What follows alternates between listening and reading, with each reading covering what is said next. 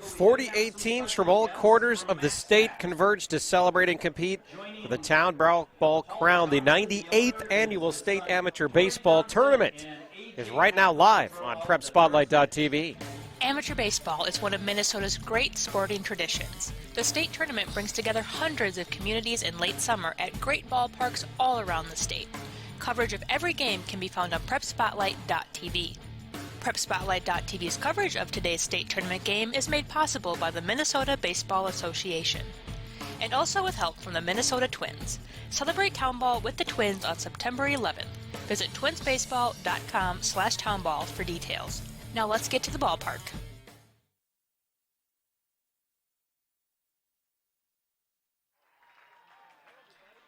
Hello, everybody, and welcome to Hamburg, home of the Hawks, and once again, host of the State Amateur Tournament.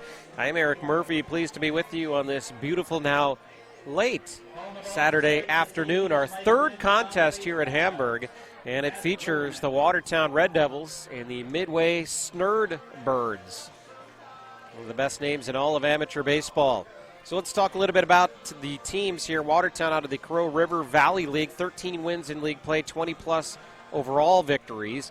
Closed out the regular season with 12 wins since July 1st. So a red-hot team there in midsummer. And the Devils appearing in back-to-back state tournaments. Prior to last year, they had not appeared in state since 2008. Watertown made it to the second round last year. They were managed by Jared Pusky, who also is on the team, or Dusky, excuse me, Jared Dusky. And for the Snurdbirds, managed by Ray Mueller, back in the state tournament for the second year in a row, the fourth appearance in 5 years, entered the tournament with 15 wins overall, repping the Lake and Pine League and Region 14C. They come into tourney under unusual circumstances, having to forfeit the region title game due to injuries. That included a scary collision in the semifinal game. Luckily, all players ended up being okay and are here, and we'll discuss more of that as we move along in this contest, who was involved in that. But an unusual circumstance having to forfeit the region title game. If they come in here, and they will be the home team in the field. And as you can see, wearing the sweet baby blues out there, the yellow trim and the yellow and blue caps. Watertown will be in the red tops, white bottoms, and red helmets and hats. They'll be batting first. So our lineup for Watertown: Pat Cheetah is going to lead us off, then Ben Smith, Mitch Kelzer, Zach Eiton, Ryan Hangartner, Nick Truckee, Andrew Nichols, then Jake Anderley, and Jadrian Keevy will bat ninth. And they will face John Dormanen, the pitcher, the left-handed pitcher for Midway. And the winner of this game, by the way, moves on to Chaska next Sunday to take on the Avon Lakers. So, Pat Cheetah in to lead us off. Pat also a good pitcher on this squad, playing center field here tonight. Well, lefty-on-lefty action to get us started off here. In our third contest, we had Spring Hill winning in 11 innings to start us off. And then our last game, the Muskies of Sartell over the Huskies of Hutch, 5-1. All Class C action here on this beautiful day in Hamburg. Last night was supposed to be a Class C game between Maple Lake and Milroy. That game delayed due to weather. We were out here, and it was torrential downpour, so that game will be played Sunday, tomorrow night at 7 o'clock, as Cheetah works the count to 2-0 here. Pat, former Watertown Mayor star, now a coach in the Eden Prairie Systems. Still playing for his hometown team, the Red Devils in Watertown. 2-1 the count now, as Dormanen working his way back into the count, or trying to at least. Another nice bender in there, hits the inside corner. 2-2 the count.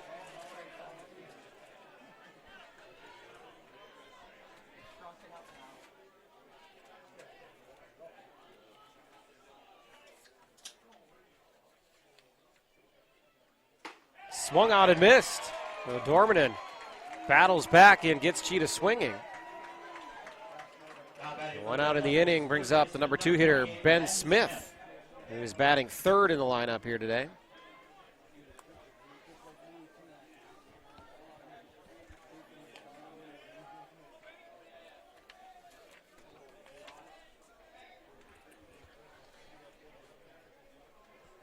Ben Smith, another lefty.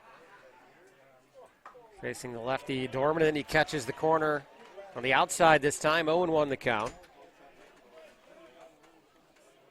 Got Smith checking in on our stats here at a .306 batting average.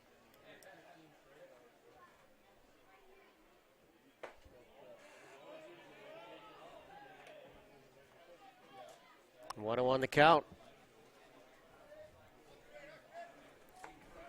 Amazing how fast these days go. When you're sitting here at the ballpark, we've seen some fans that have been here since the beginning. Fans filtering in and out as that one is fisted towards short. Tracking and hauling that one in is Preston Reaver. 2 outs now for Dormanen. Left fielder number 11, Mitch Kelzer. Bring up Mitch Kelzer. Kelzer, .312 batting average.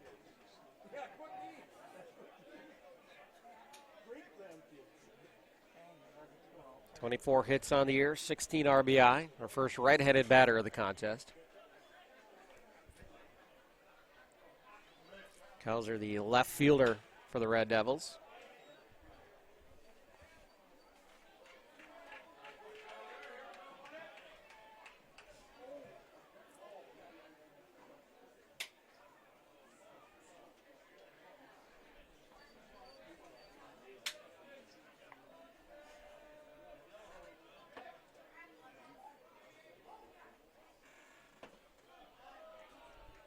And 1-1 the count.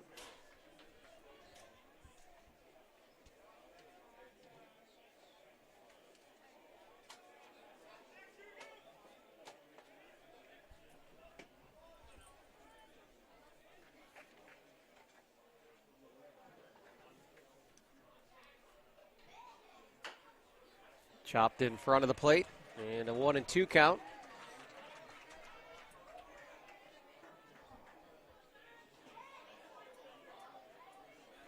Two experienced tournament teams here last couple years.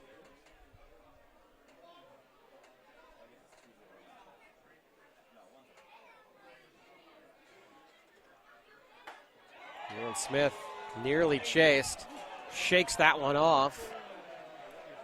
Well, this crowd is festive, and I don't know if this crowd was just kind of waiting for their moment here for that last game to get over. We are pushed back a little bit on our schedule, but they were ready to howl on that one.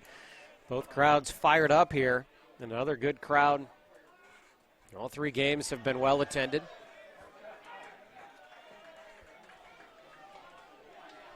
A lot of red over the Watertown dugout. You can see the yellow shirts right behind Midway's dugout.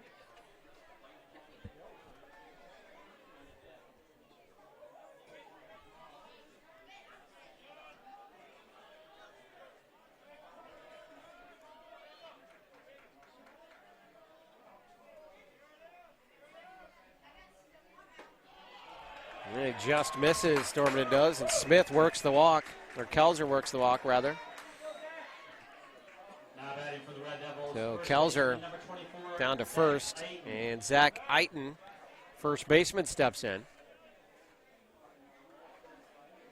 277 on the year for Zach. Does have 26 hits, 15 ribbies, scored 17 times on the year.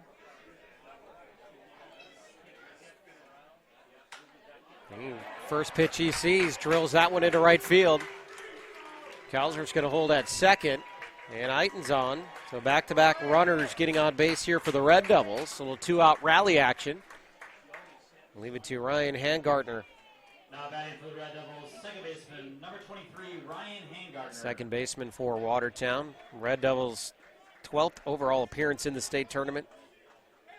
And they have won a title. They have one title to their name back in 1951. When Watertown won that title.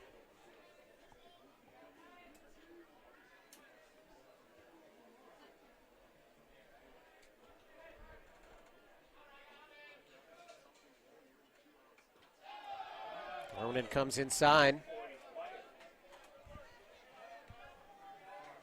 Good work by Sam Beck, his catcher, to smother that one. Sam was summoned to help out with the ceremonial first pitch as well. Perfect strike by the young man that out on the mound. No doubt both teams thinking, can this kid move to our area? That one is swung on, driven toward right center. And calling in off and making the play is Isaac Killinen. And that's the third out. Dorman gets out of the jam. Watertown leaves 2 runners on base. And after half an inning, 0 on the board. Nobody does high school sports like PrepSpotlight.tv. Your home for Minnesota State tournament action is also where you can find the best weekly action during the regular season in 2021. We make it easy to be a high school sports fan at PrepSpotlight.tv.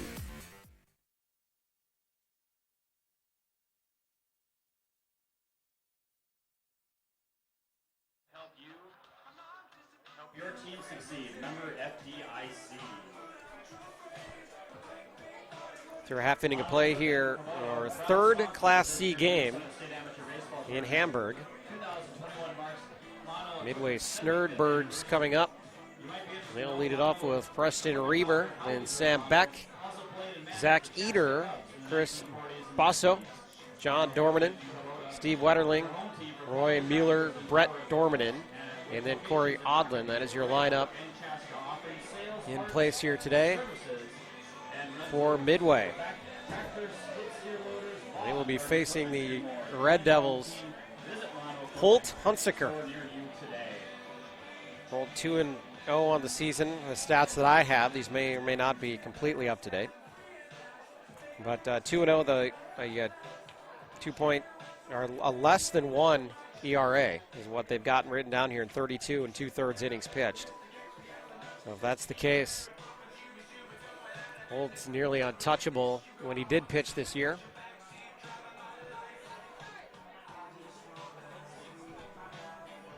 We mentioned the Snurdbirds having to forfeit that region title game. So a pop-up sailing toward Midway's dugout in the semifinal game. Had Snurdbirds catcher Corey Odlin and third baseman Stetson Berkman running toward each other, and they collided. So what happened is a very scary incident, and that left Midway short a few players, obviously shook them up as well. The good news is Odlin had a sprained ankle, and he's in the lineup. He is not catching. Odlin playing left field here tonight. And as you heard, in the lineup, batting ninth. And Stetson Berkman, he's here. He's not in the lineup, but on the bench for Midway. He did have to go to the hospital after that collision and was okay, thankfully. So a scary moment there for Midway in unusual circumstances as you get ready to play here in the state tournament. They did not get the top seed, didn't have a chance to play for the top seed out of their region. So they are here trying to earn their way into the second round against Watertown. And Preston Reber will lead things off, the shortstop for Midway against Holt Hunsaker. Big right-handed, bearded, high-socked Red Devil out there.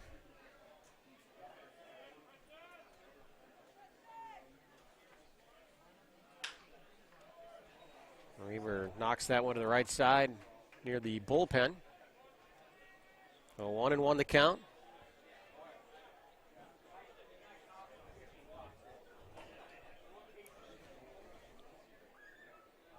Hunsaker delivers, swing and a miss, 1-2. 22 overall appearances for the Snurdbirds in the state tournament. They won the whole thing in Class C in 2010. So another tradition-rich program here.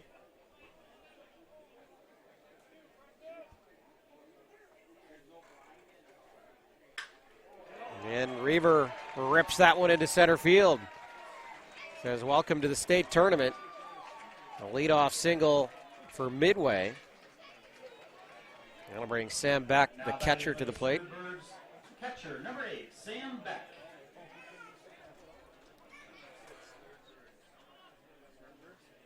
We don't have stats for the Birds. Didn't find any stats. Tried to reach out to the team. So we'll just call it as we see it.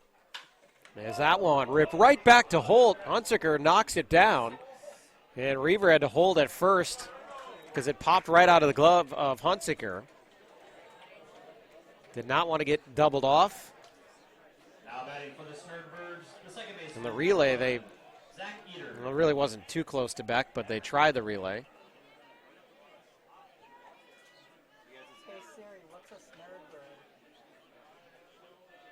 And Beck now stands on first with one out, and now a really good hitter and the MVP of the region tournament in Zach Eater. This guy can bash if needed. He has all the looks of a 1970s Bash Brother type player. Take that uniform, kind of looks like a Milwaukee Brewer uniform. And throw him in that lineup, you wouldn't miss a beat as he rips one into center. So 2 singles now in the inning for Midway as Beck will hold at second. Runners at first and second with one out. Now batting for the Snurdbirds, right fielder number 4, Chris Osso. Chris Basso now steps in, the right fielder. And Chris, along with Steve Wetterling in the lineup here. They live in Waconia, so kind of in their home territory here. Pretty pumped probably to make that short drive as opposed to where they how far they have to drive in the regular season and in the region tournament. So 1-0 count now. Hunsaker out of the stretch. Delivers. And it catches the corner, 1-1.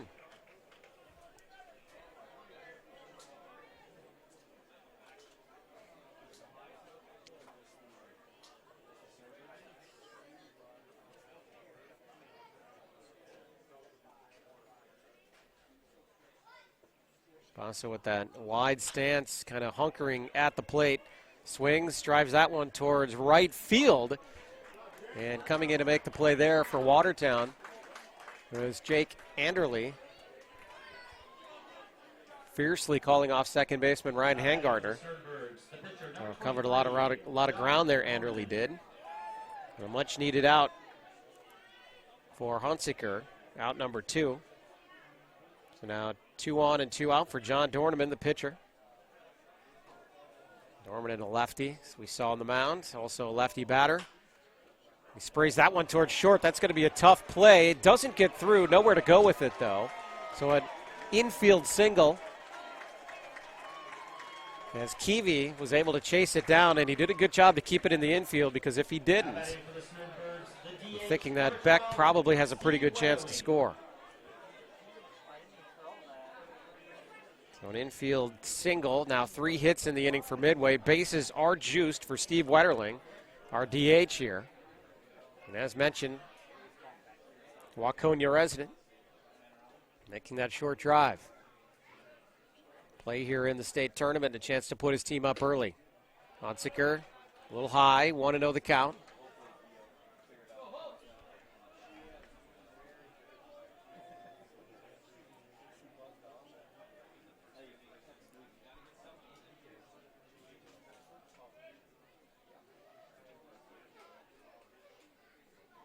Hunsaker delivers, swung on and missed, 1-1 the count.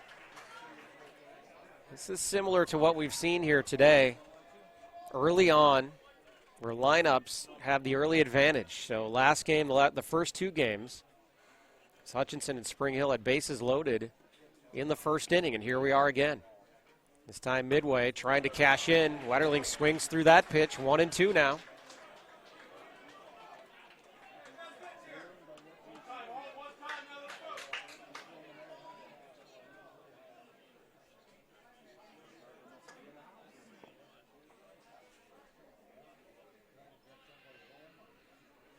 One-two pitch, fouled back into the screen. So Wetterling hangs tough, 1-2. Remains the count, and it's, again, bases loaded. Bottom of the first. 3 singles off of Hunsaker. He tries to work his way out of the jam.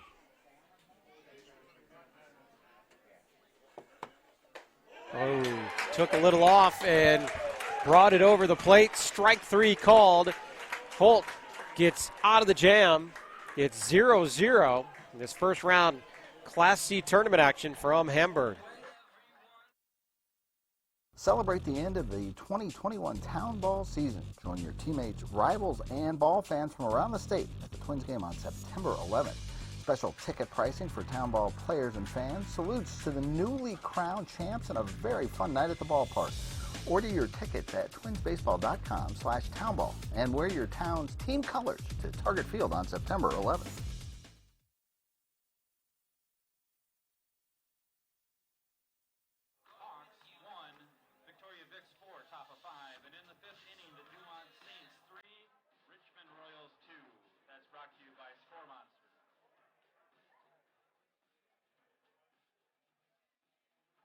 Located right here in Minnesota, family-owned and American-made Cambria leads the industry with cutting-edge innovation to craft beautiful quartz countertops and services that last a lifetime.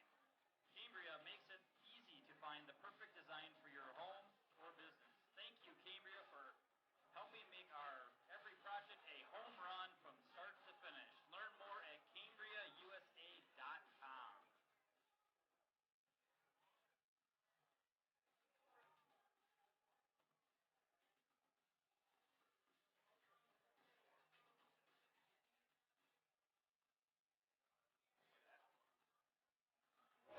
So both teams threaten in the first inning, but both come up empty. Midway had the bases loaded. Old Hunsicker worked his way out of it with a big strikeout. And it takes us to inning number 2. Nick Truckee, Andrew Nichols, and Jake Anderley set to come up for the Red Devils against John Dormanen.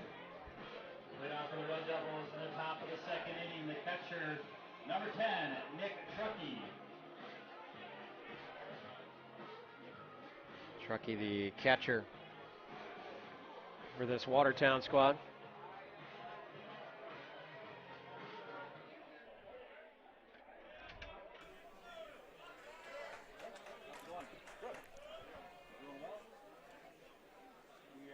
We're a little bit behind because we went 11 innings in the first game, and it's all because of these spots. Dormanen, nice movement on that pitch. Strike 1 call.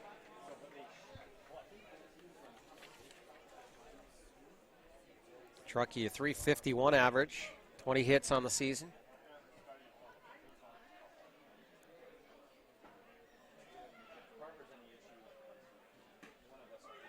And he hits that spot again, this time with a fastball. 0-2 now on Truckee. So again, corners open for business.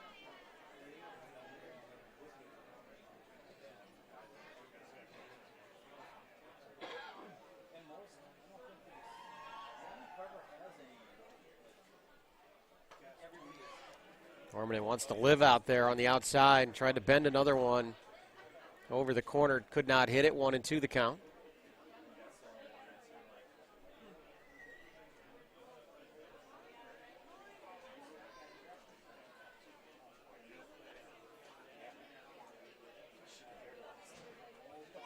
One-two pitch, slap to the right side. Scooped up, throw to first. Easy out. That's Eater over there, eating that one up. Now batting for the Red Devils, the DH number 5, Andrew Nichols. Andrew Nichols, another lefty in this Watertown lineup, will come up.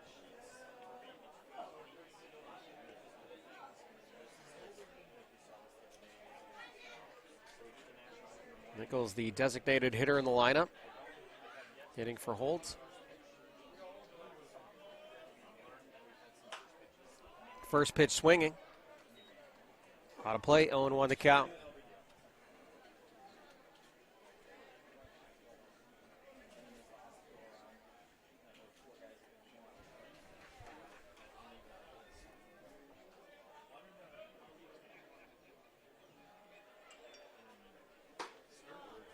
Dormanen goes right back to that spot. Same corner, obviously an inside corner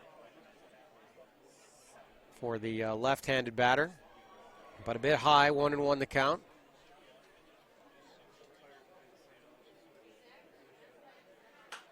Fastball knocked to the left side, 1-2 now.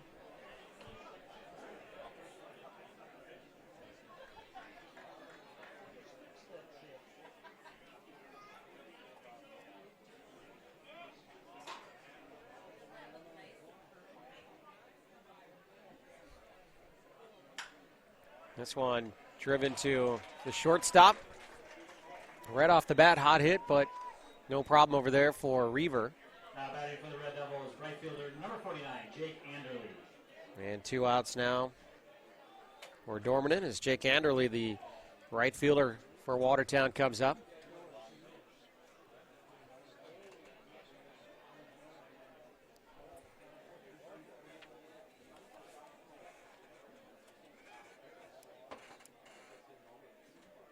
Anderle, a .361 average, 26 hits, 17 RBI. So it's a good batter to have, number 8 spot in the lineup. He cuts hard through that one. 0-1 the count. From where we sit, and the way the grass reflecting the light, it's a little bit hard to see some of these line drives. And even kind of where the pitch, we lose it for a second, right around home plate. As Anderle can't track that one. 0-2 now. Dormanen quickly working and throwing strikes here in the top of the second inning.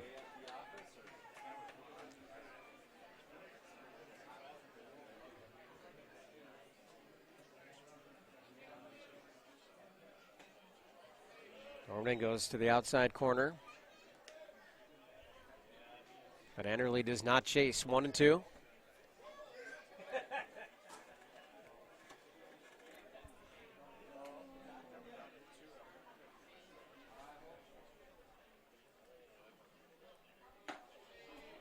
One-two pitch is high.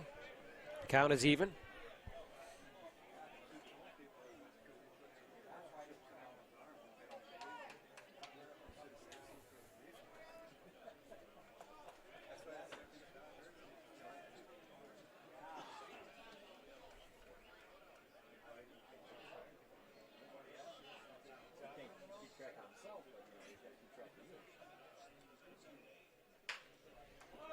Right back to Dormanen.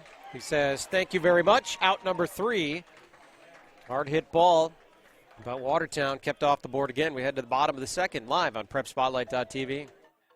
The Town Ball Tour. Head to the small towns and tell people what it's all about. A lot of excitement. Weather is fantastic. This place has been here since the early 80s. This is a baseball town. The town is here. The kids are here. It's safe. It's a wonderful environment. We certainly met some wonderful characters. Thanks for joining us for another season of Fox 9's Town Ball Tour.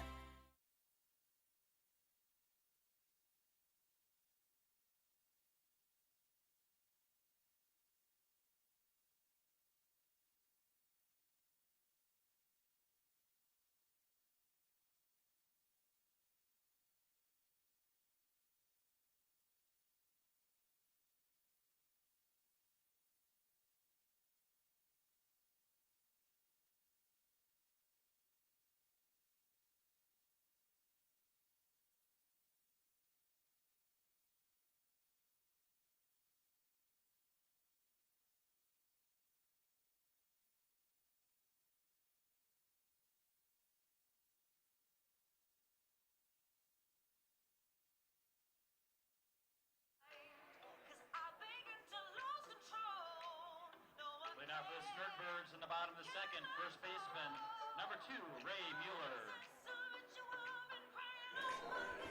Ray Mueller leads us off here for the Snurdbirds, player manager for Midway. He'll be followed by Brett Dormanen and Corey Odlin. Takes first pitch ball from Holt Hunsaker.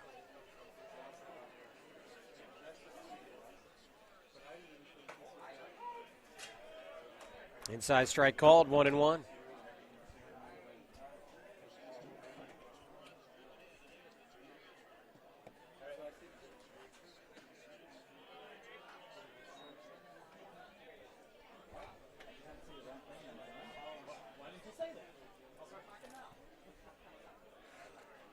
So a 2-1 pitch from Hunsaker, swung on and missed.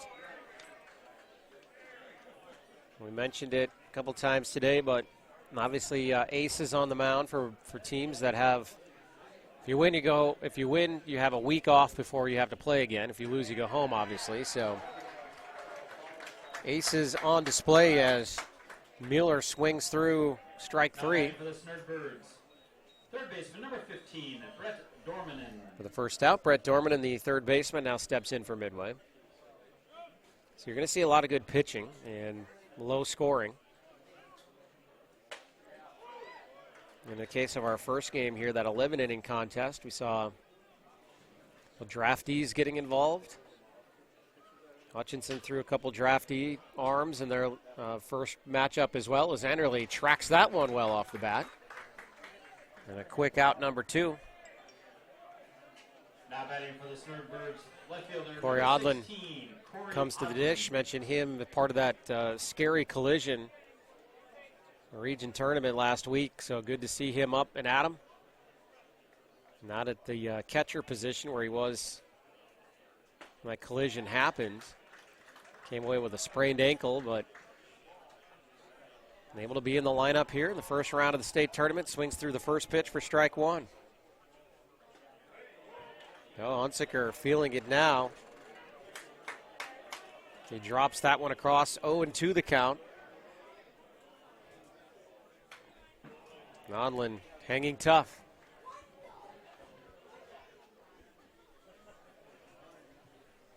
It's all Class C action here today, and then tomorrow we turn it over for 3 Class B games. And then we'll have to replay the Class C matchup between Milroy and Howard Lake, or Maple Lake, rather. That game was delayed last night, will now be played tomorrow. Hunsaker just misses, 1-2 the count.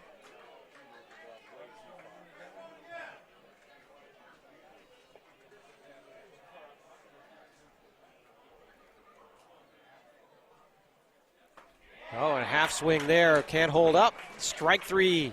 Corey Odlin down on strikes. Hunsaker cruises through the bottom of the second inning. We head to the third. 0s on the board here in Hamburg.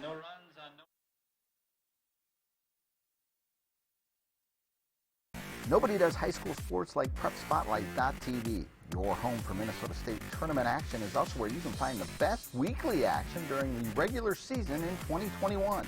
We make it easy to be a high school sports fan at PrepSpotlight.tv.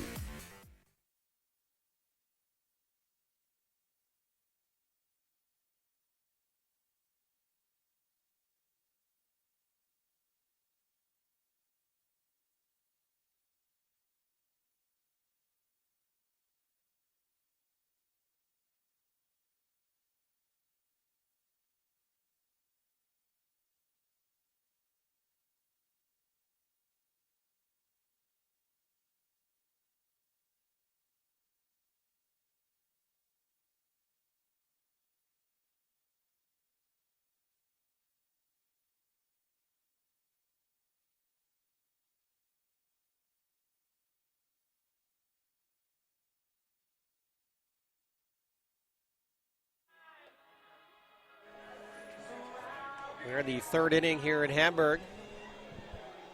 Our third Class C matchup at this location today, and it's 0s on the board. Midway has 3 hits, all of those coming in the first inning. Watertown 1 hit. In fact, both pitchers breezed through 1, 2, 3 innings in the second. And John Dormanen, the lefty pitcher for Midway, will face the number 9 hitter in Watertown's lineup, the shortstop, Jadrian Keevy. Keevy, first pitch swinging, strike 1.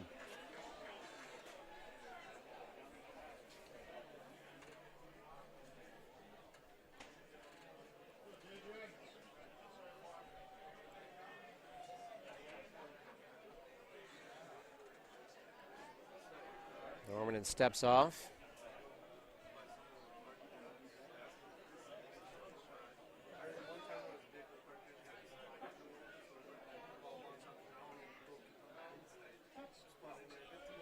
Bounces that one a few feet in front of the dish. See Dormanen, long time think about that pitch and kind of look down at the mound. And a lot of games here, a lot of different pitchers out there, so these pitchers Try to dig in and find that footing on the mound. Dorman right back up the middle, and Keevy fires it up the middle. Reaver at short, and he gets him. Wow. A sliding play for Preston Reaver. Just getting Keevy, his shortstop counterpart, at first base by a step. What a play. So one down. And rolls over the top of the lineup, Pat Cheetah, who struck out his first time up. And Cheetah, one of the better players in the league, leading Watertown. That was a ball one, check swing there, but Midway wanted the strike and want to know the count. And when you're a left-handed batter like Cheetah and you have to face a tough lefty like this, tough matchups, inside corner. Dorman gets the call, 1-1 the count now.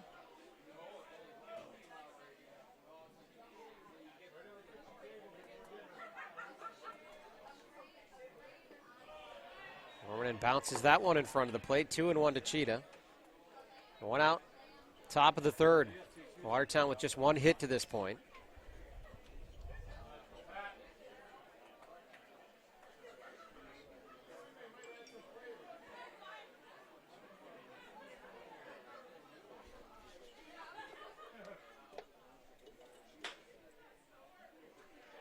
Cheetah follows that one harmlessly down the first baseline.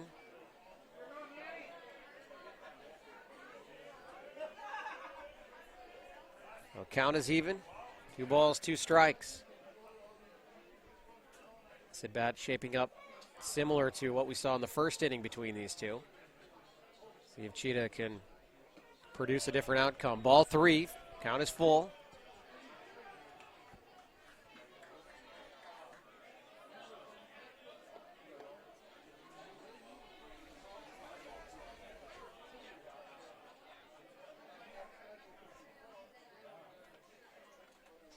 Three-two pitch. Cheetah slaps it towards second. Eater's over there.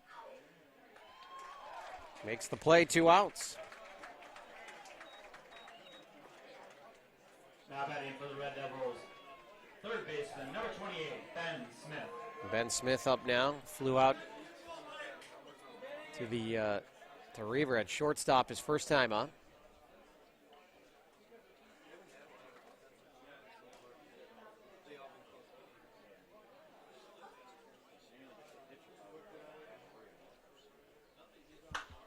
First pitch swinging, skies it to the right side and out of play.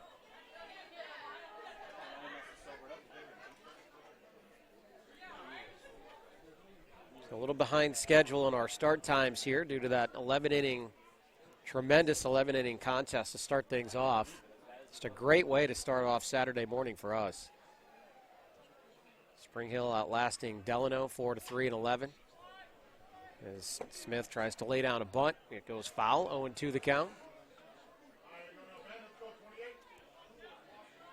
And when you looked at this location in the Class C bracket on this day, I think the Hutch and Sartell game had 2 league champions that weren't able to obtain that first round bye out of regions. It's penned in as the top matchup people were hoping to see, and it was a really good game. But Sartell moving on with a 5-1 victory. But so far, it's going to be hard to top what we saw this morning. That 11-inning game with Spring Hill, just a great contest. Both teams coming back in different times. 1-2 pitch, knocked toward first, scooped up, taken to the bag, out number 3. And Dorman, 3 clean innings, keeping Watertown off the board. The Snurdbirds come to the dish in the bottom of the third when we come back. Celebrate the end of the 2021 Town Ball season. Join your teammates, rivals, and ball fans from around the state at the Twins game on September 11th. Special ticket pricing for Town Ball players and fans. Salutes to the newly crowned champs and a very fun night at the ballpark. Order your tickets at twinsbaseball.com/townball and wear your town's team colors to Target Field on September 11th.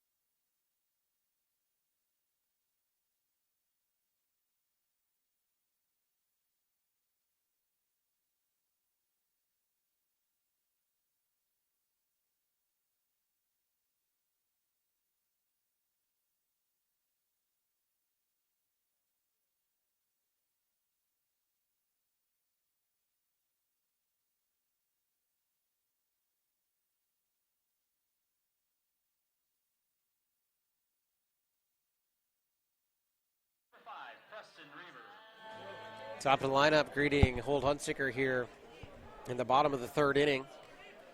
As Preston Reaver having a nice little game for himself. Nice play at shortstop. Had a single his first time up, was forced out at second base later.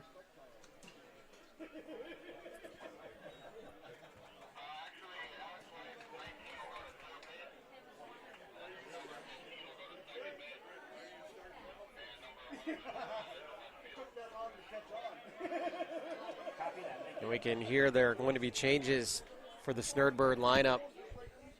We'll try to sort these out as we work our way through. We may have to wait for the next half inning to sort it out completely. As, by the way, Reaver has now worked a 3-0 count. And remember, moving lineups around and having healthy players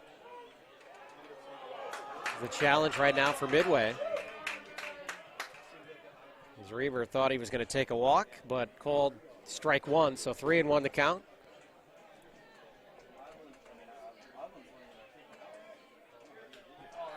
And that's a ball four.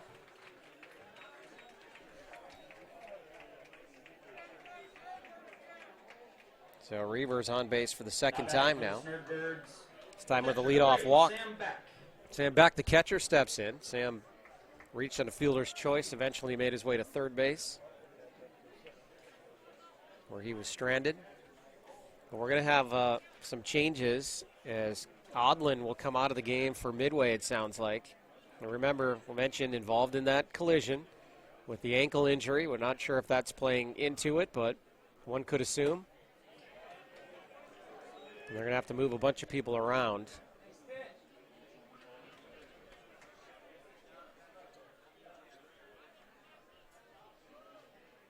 I want to know the count right now on Sam Beck. Beck thought about it, holds up 2-0 the count. So Hunsicker cruised through the second inning. Now behind in the count with a runner on first and nobody out.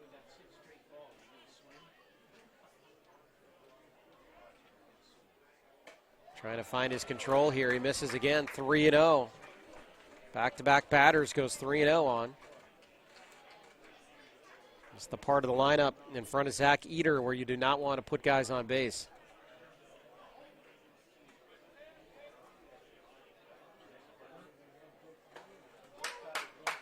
He pushes that one across, 3-1.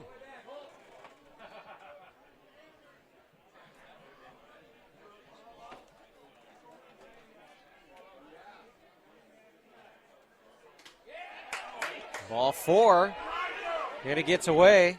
Reaver takes a big turn at second. He'll stay there. There's Truckee. He's had to chase a couple to the backstop here. We're going to have a visit to the mound. When they do that, we might try to sort some things out on defense, on who's doing what. For Midway, that is, and how that impacts the lineup as well.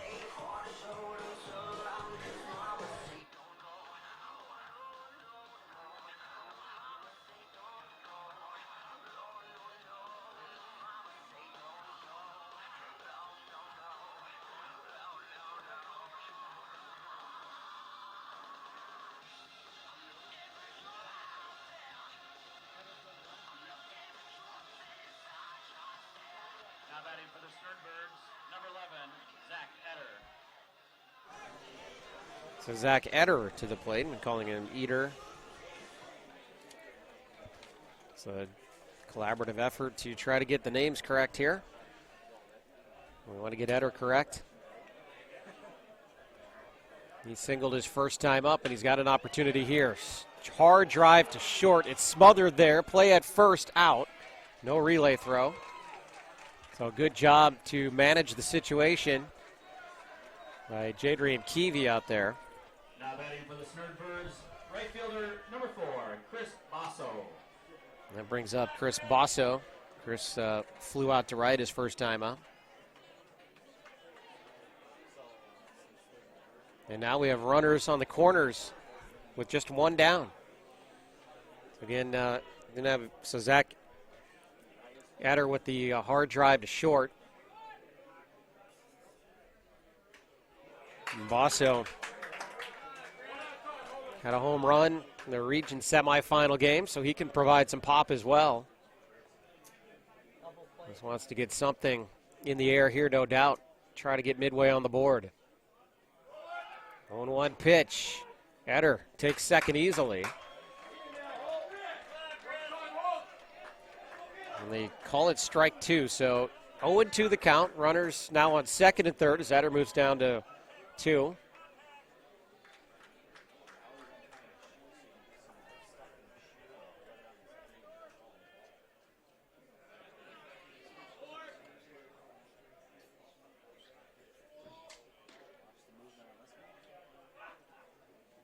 No-2 pitch.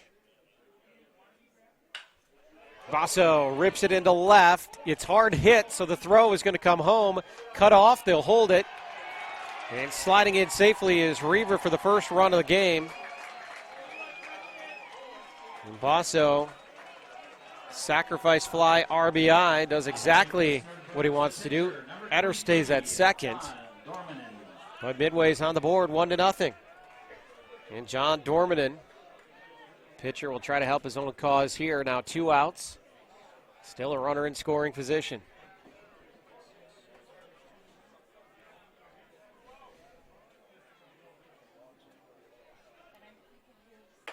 First pitch from Hunsaker. He struggled to find the strike zone early in this inning. Now locked in. 0-1 the count.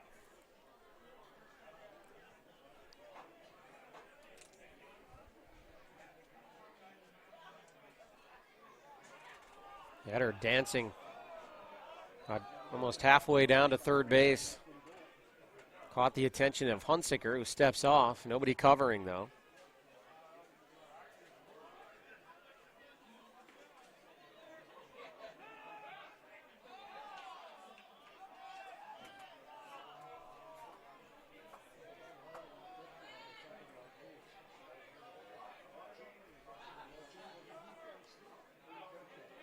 Hunsaker for the third straight time. Spins around to take a look at Etter. So Hunsaker's attention at second base right now comes to the plate. Etter takes off. Truckey's throw to third. A little bit high, and Etter takes it. So Zach aggressive on the base pass.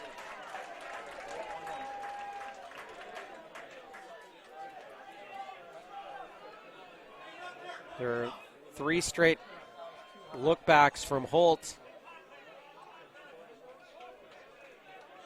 He finally takes third, so Hunsaker will put his focus at the dish. 1-1 pitch in there for strike 2. 1-2 now on Dormanen. Dormanen singled his first time up. Would love to have a single here, give himself a 2-0 lead.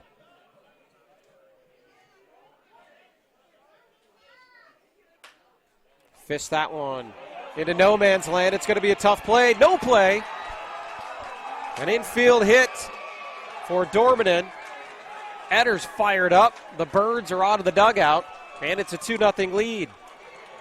Now batting for the Snurdbirds, the DH, number 12, Steve Wetterling.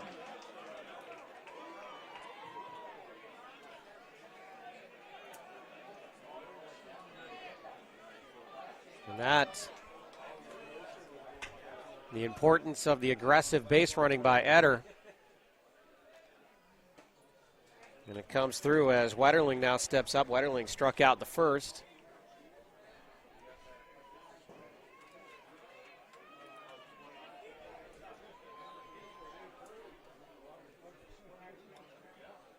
The 1 pitch from Hutziker.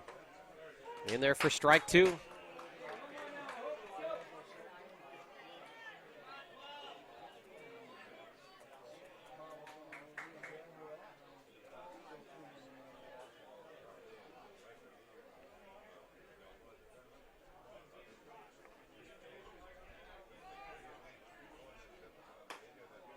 Outside, 1-2. Now 2 out of 3 innings. Hunziker's had to battle here.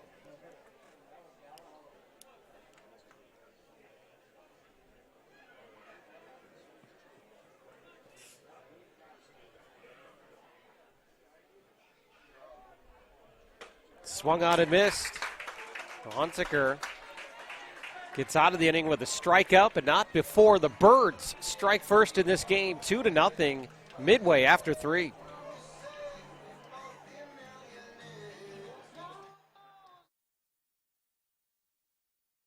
All summer long, you have gathered with friends, neighbors, and family at ball yards all across Minnesota. Still going, gone! A home run! Diamonds that decorate and help define hundreds of communities. Town Ball binds together our passion for baseball in our hometowns. And on September 11th, the cornerstone of Minnesota baseball, Target Field, will host a party for all those who play, watch, and support Town Ball. The Twins host the Royals at 6:10 p.m. Prior to the game, the newly crowned state amateur champs will be honored at the Town Ball Tavern and during a pregame ceremony. Wear your team colors and enjoy a special night at Target Field.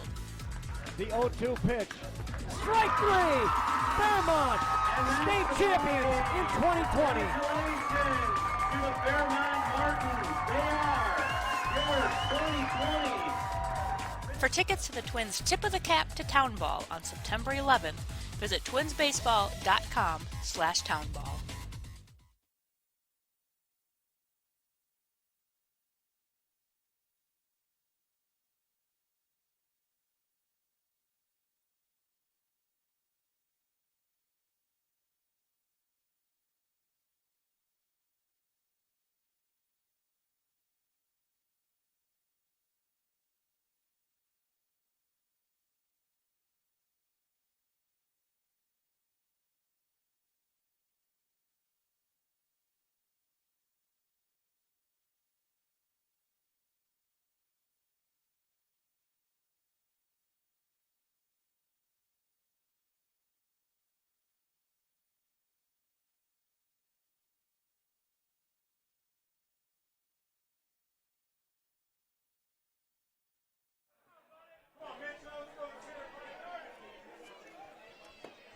Mitch Kelzer steps in, start off the 4th inning for the Red Devils. Mitch walked back in the 1st inning.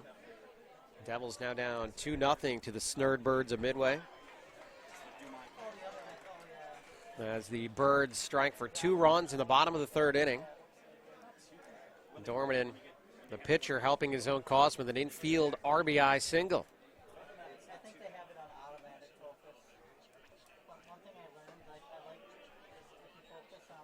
The 1-1 the count right now on Kelzer. We do have defensive changes, by the way, as Odlin does have to come out of the game. Etter moves out to left field.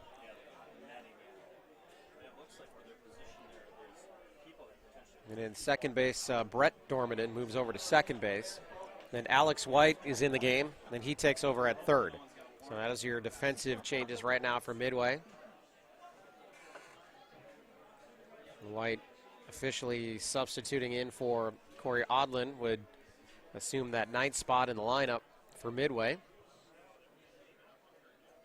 As we have a 2-1 pitch here. Called strike, 2-2.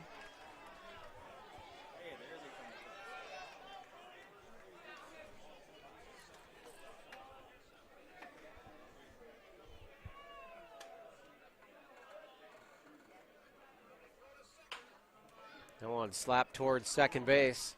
And right away, Dormanen at second has to make a play, and does so easily. as Kelser's cut down, and one out for the Devils.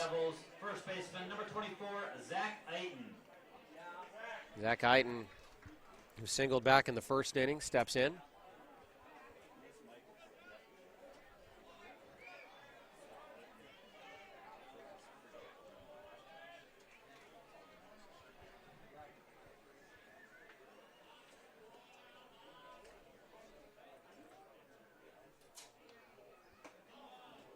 Norman spins that one over the corner, but came across high. 1-0 the count.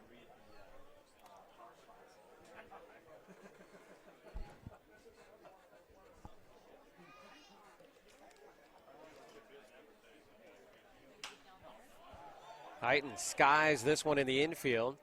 It's Reaver calling everybody off, making the play. 2 quick outs for Dorman here in the fourth. Now batting for the Red Devils, second baseman, number 23, Ryan Hangartner. Ryan Hangartner steps in. He flew out to center field his first time up. Watertown trying to find base runners, trying to get hits here against Dorman.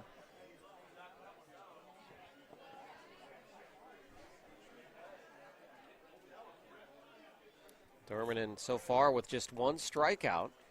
So he's pitching to contact here, and here's more. Right at Reaver, but it bounces out of his glove, so we'll have an error on the shortstop, and Watertown has a base runner.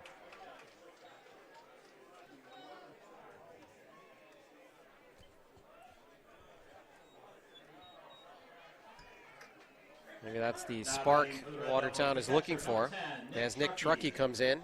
He grounded out to second base his first time up.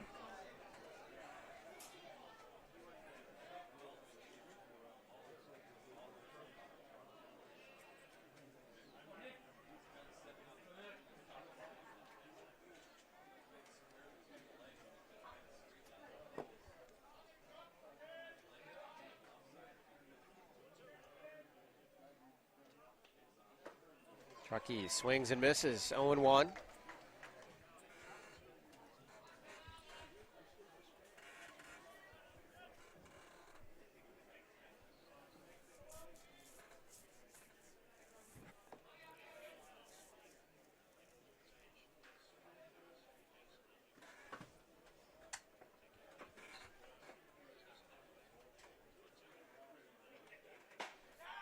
Outside corner, caught, 0-2 now. It's 0-2 with 2 outs, runner at first. Dorman trying to continue his strong start here. This first round matchup, Class C state tournament.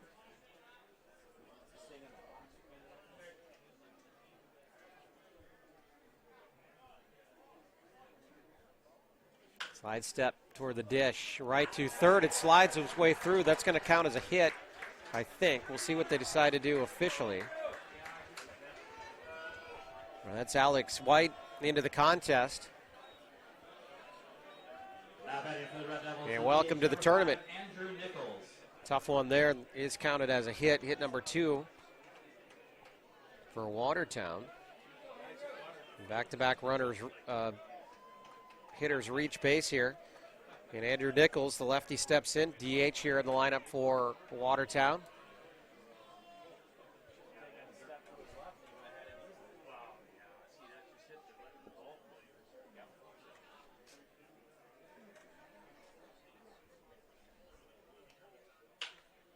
One hit to the right side.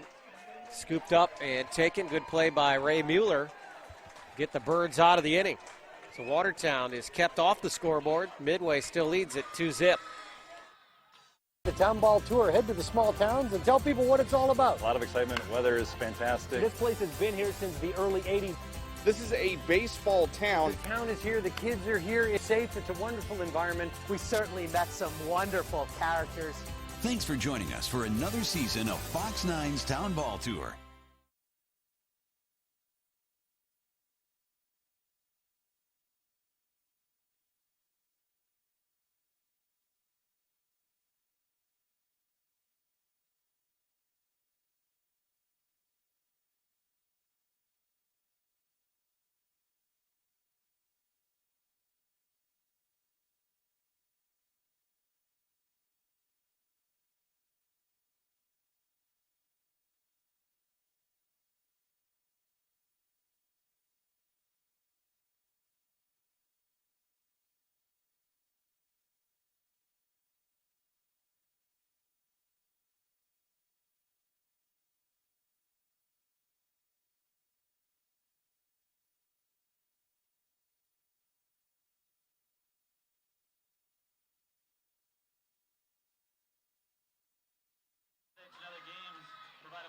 Sponsor in the bottom of the 7, Victoria Vicks 4, Hannibal Hawks 1.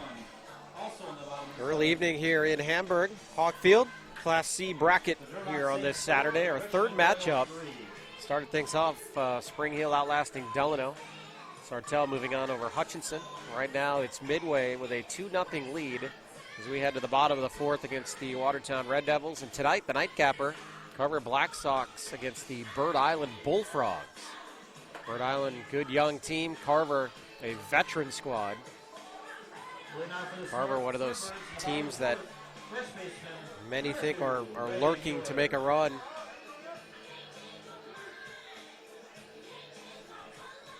Playing a really tough league, so they're 4-seeded out of the region, having to play this first weekend, but they're set up with their pitching staff. They can get through that third weekend to potentially make some noise. As Mueller leads things off for Midway against Hunsaker, swings through the first pitch and takes the second for a ball, 1-1 the count.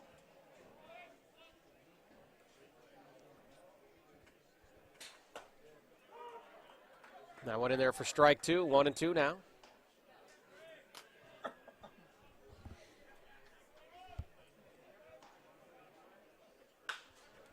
Hard hit to third, tough play.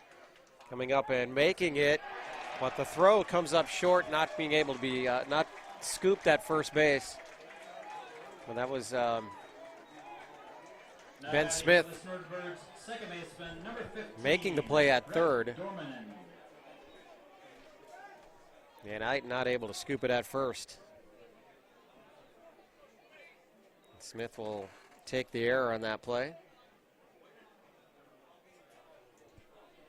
Mueller now down to first base. Brett Dormanen, now playing second base for Midway, comes up.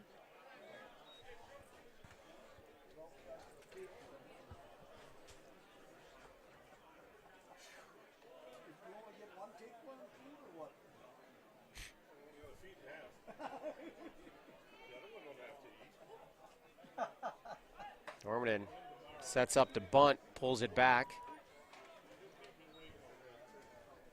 Scoreboard count a little out of whack here. And it is 1-1. So nobody out. Runner on first after the error. Squaring to bunt again is Dormanen. And again he pulls it back, pitches outside.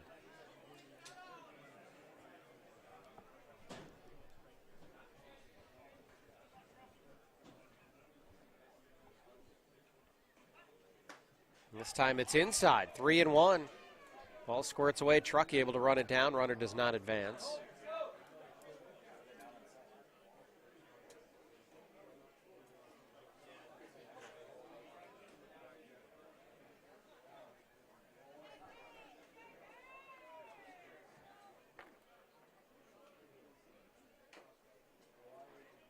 That one was right on, but not able to square it up. So a full count on Dormanen.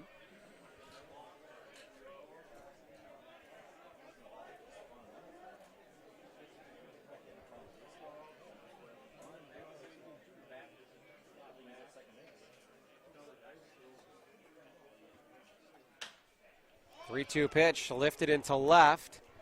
Tracking and getting underneath it is Kelzer for the first out in the inning. Now batting for the Snurdbirds, third baseman, number 19, Alex White.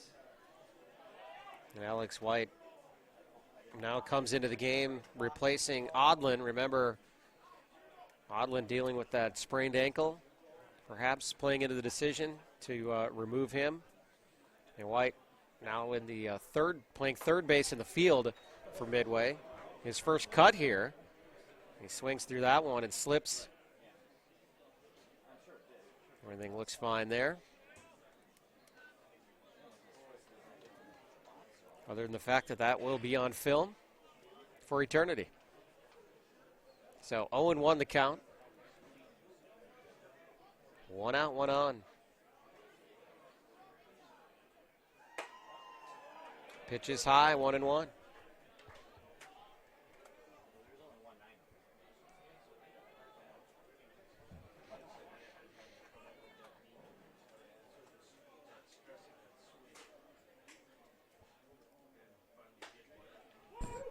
Outside corner, Hunsicker gets the call, 1-2.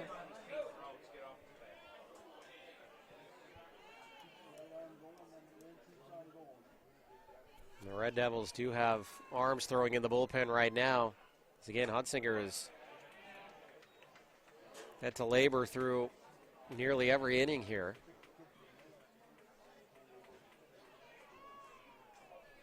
Midway with 2 runs on 4 hits. The only error on Watertown coming in the inning. Leading to Mueller standing on first base right now. Alex White fresh off the bench, and they're taking his cuts, 2-2 the count.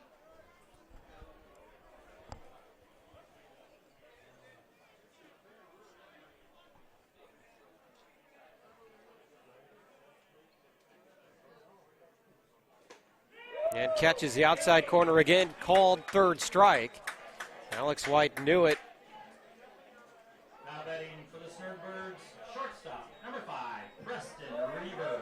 Preston Reaver now coming up. Preston again playing a good game.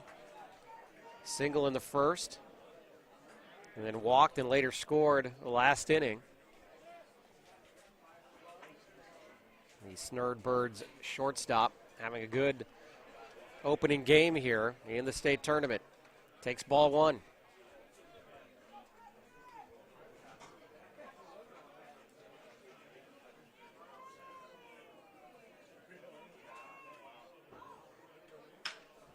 That one spoiled towards second. Scoop and throw. Gartner for the third out. So Hunsicker battles his way out of it again, and it remains 2-0. Midway, as we're through 4 here at Hawk Field in Hamburg. Nobody does high school sports like PrepSpotlight.tv. Your home for Minnesota State tournament action is also where you can find the best weekly action during the regular season in 2021. We make it easy to be a high school sports fan at PrepSpotlight.tv.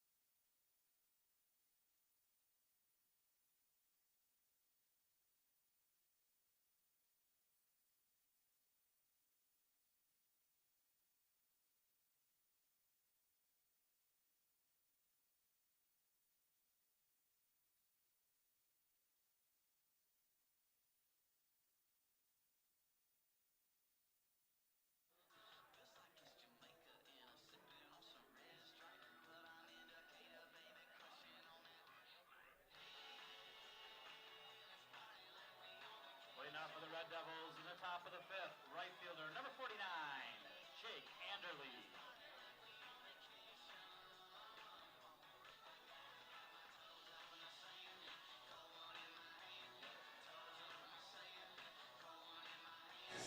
Jake Anderle to lead us off in the 5th inning. The right fielder for Watertown. Anderle ripped the shot back to Dormant in his first time up. That was the final out in the 2nd inning. Now leads things off in the 5th as Watertown still trying to solve Dormant. Anderle misses the bunt attempt. 0-1 the count.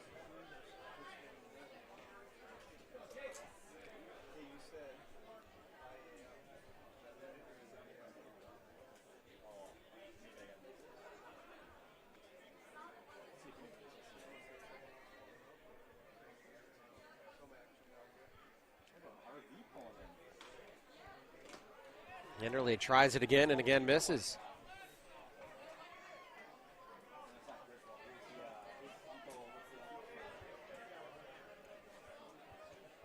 Approaching the 7 o'clock hour here.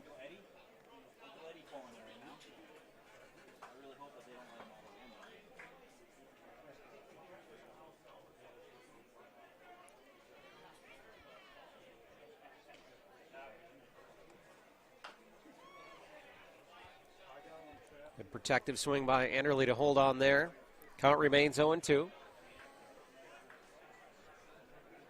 Fans behind the way that's set up out here in Hamburg, you park toward the first base side, but it's tucked into the fields back there. There's only one way to get here, and that the entrance starts on the left field side. Strike 3 called. Normanton takes care of Anderle. And one down in the 5th. Going to bring up Jadrian Keevy.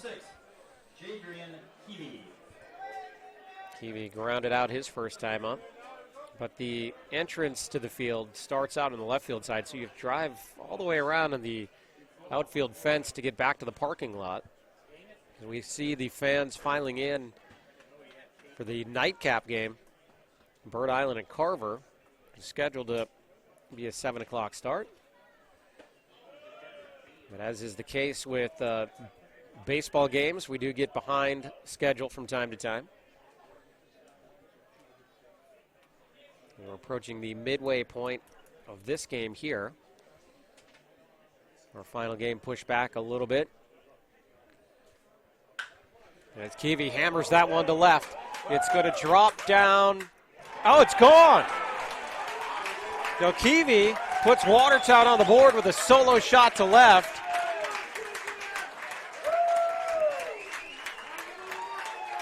The Red Devils are out of the dugout.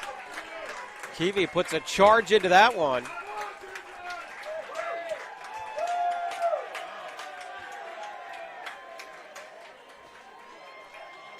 Our first home run of the contest. First home run of the day, actually, here.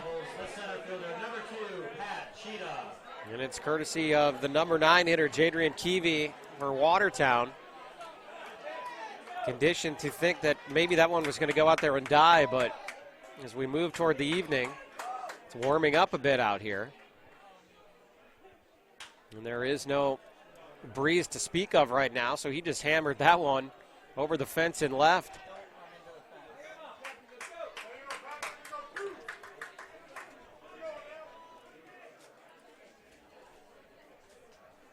So Watertown on the board here as Pat Cheetah steps in.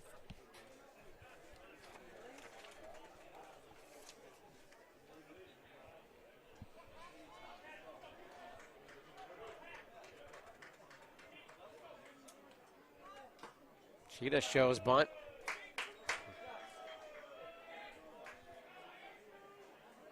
He's able to pull that one back, 1-1 the count. So Eder out there in left, turned and ran.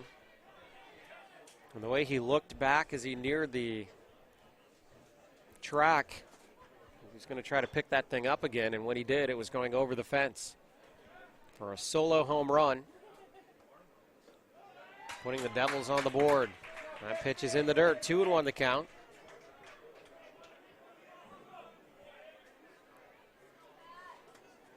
Got one out in the inning, strikeout, and then the home run.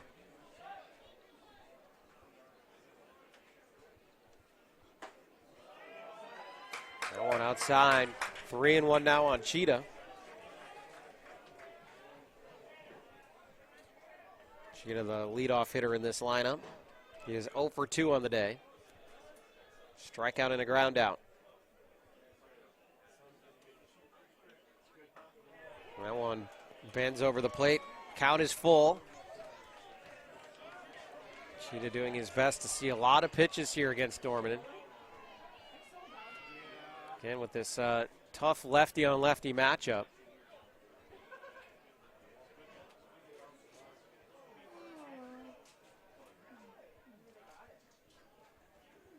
Full count pitch inside, and Cheetah's on base.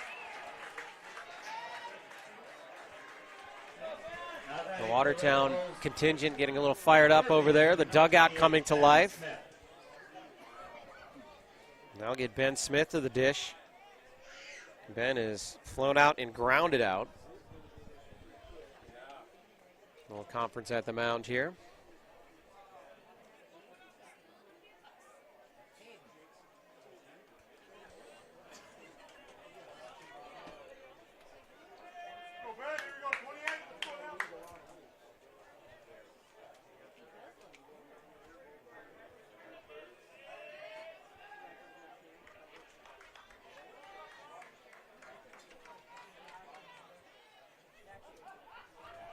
First pitch in the at-bat coming to Smith. Slide step outside and catches the corner. 0-1 the count.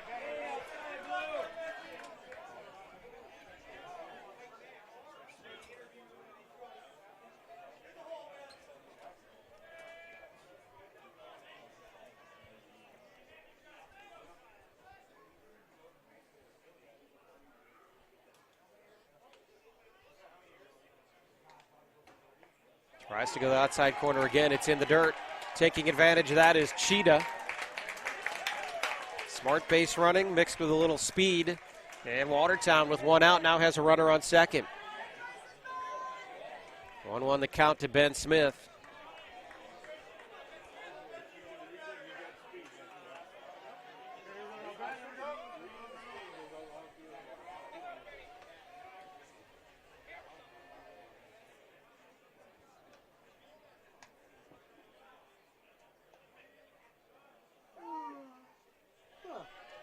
Time called at the plate. As Dorman kept checking back on Cheetah.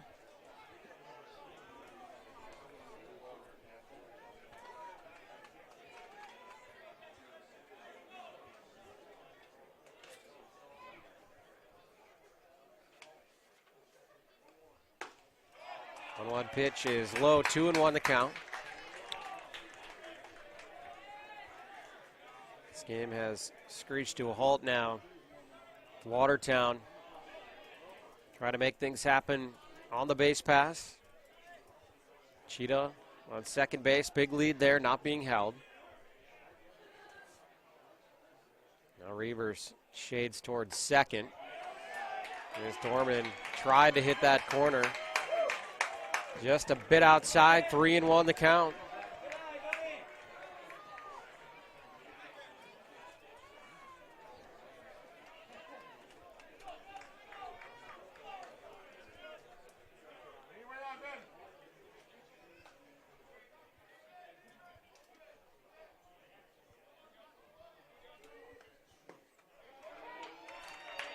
That one called for a strike. And Smith, with his reaction, maybe thought it was a bit low. But Dorman has worked his way back into this one. Count is full. And by the way, an arm up in the bullpen right now for Midway as well. It looks like one of their draftees up there throwing.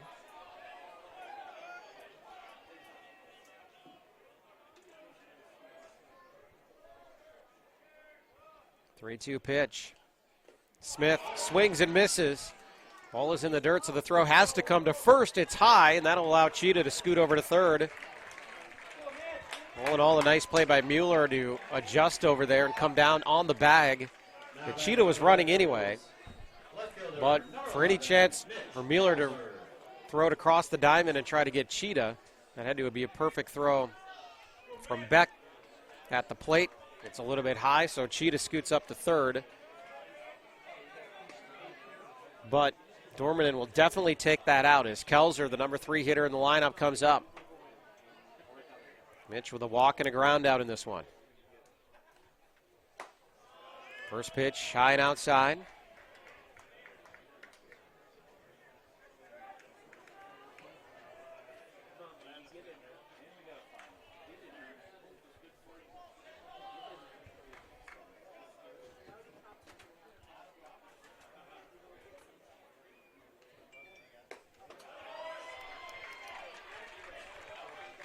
And 2-0 the count now on Kelzer. Zach Eiten on deck. Zach singled back in the first inning, so part of this lineup for the Devils. They're trying to knot things up. Cheetah just 90 feet away, tying run. Goes for the outside corner again. A bit high, so it's 3-0.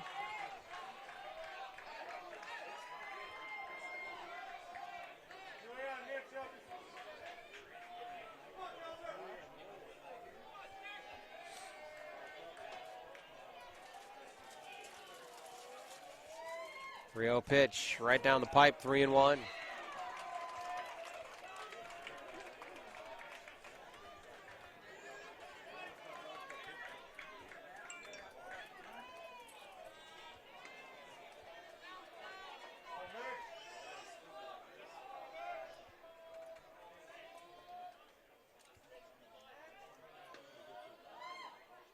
3-1 pitch in the dirt.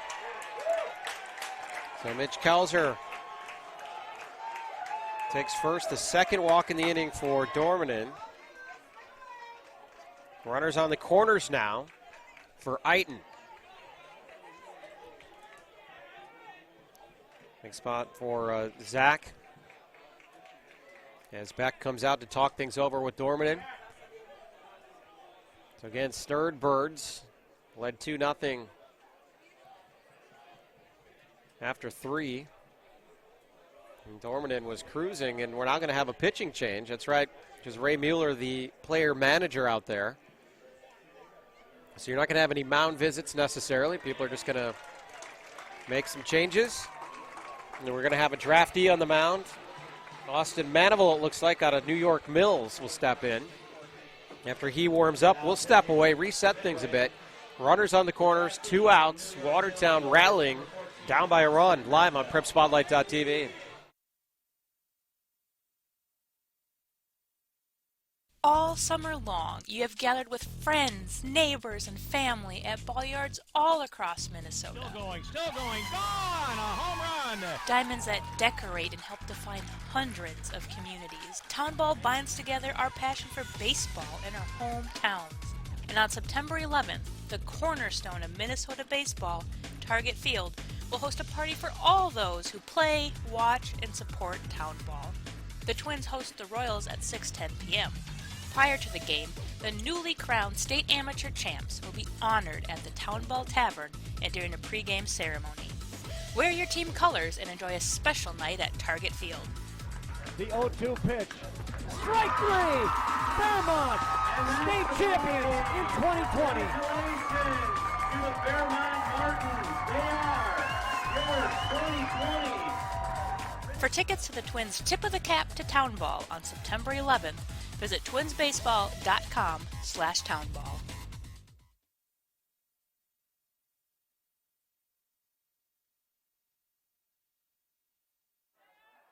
So resetting the action here, runners on the corners, 2 outs. Watertown with a run already in off the solo home run from Keevy. And a new pitcher, Austin Manival, the draftee from New York Mills. They go from the lefty, Dormanen, to the righty, Manival. And he faces off against Zach Eiton.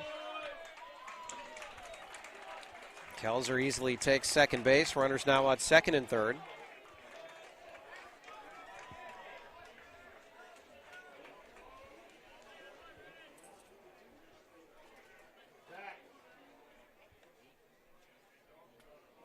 Oh, on the count. We'll go for that outside corner again. And just misses 1-1 now. The big Zach Eiton. 2 runners in scoring position for the Red Devils. This pitch is high, 2-1.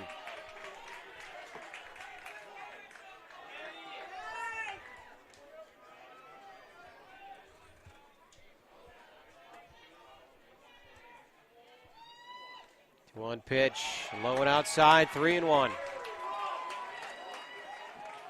And Gardner on deck. Will he come up with bases juiced? Hitters count 3-1 now. Delivery from Manival is high and inside, and it is indeed bases loaded now. 3 total walks in the inning. 2 courtesy are coming off the arm of Dorman. First batter, Manival faces, he walks. So bases loaded for Gardner. And the second baseman for Watertown here today, he has flown out, reached on an error. And a huge spot here with 2 outs and the bases loaded.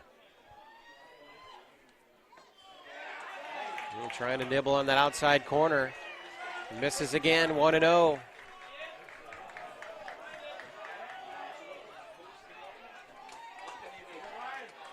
Manival delivers to Gardner. Going right back to that same spot, and the call is just not there. So Manival stares down thinking, what do I have? Where can I put it if I'm not going to get that call? 2-0 the count. Got to find another spot.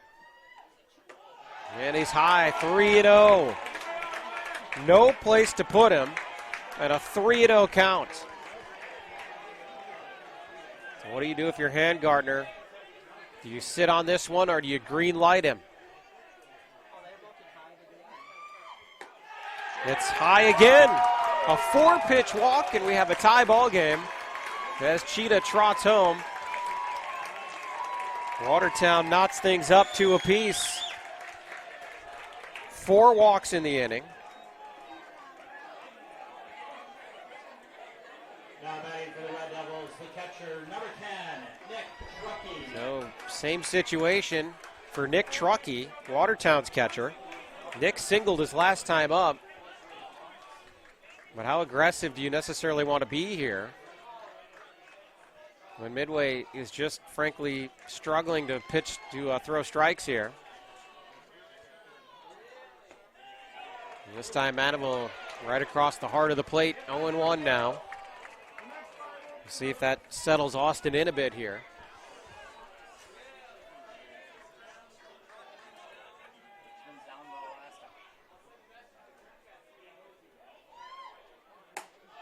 Pitch is high.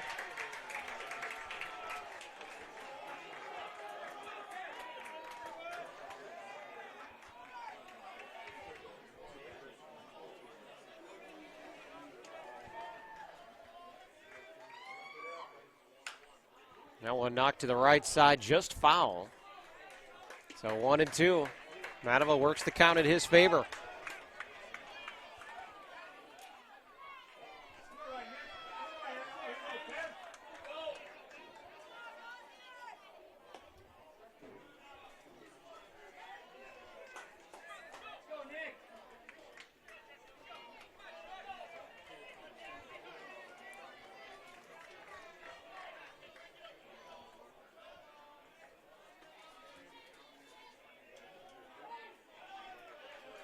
Time called at the plate.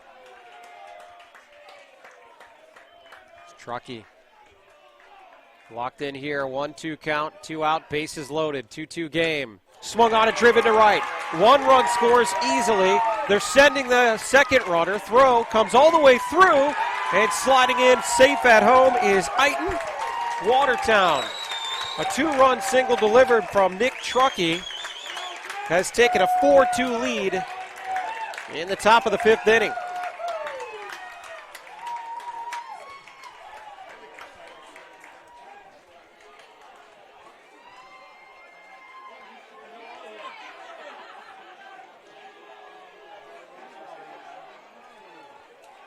So Eiton hustling off the bat there. And Handgartner makes it all the way to 3rd, so it's still runners on the corners. And we're going to have another pitching change here as the draftee Manival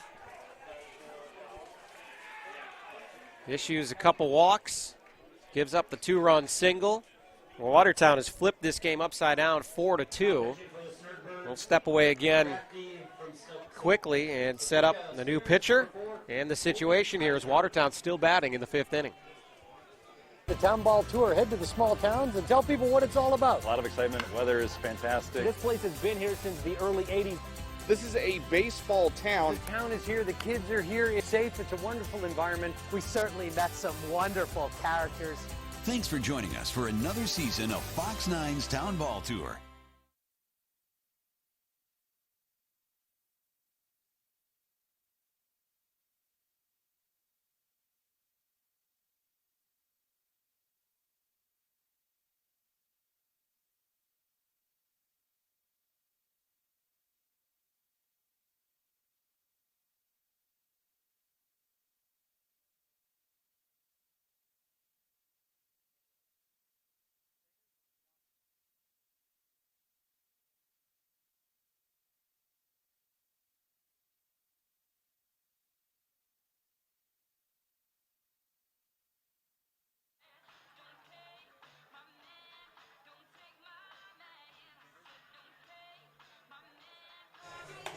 Pitching change for Midway. 4 runs in the inning in for Watertown.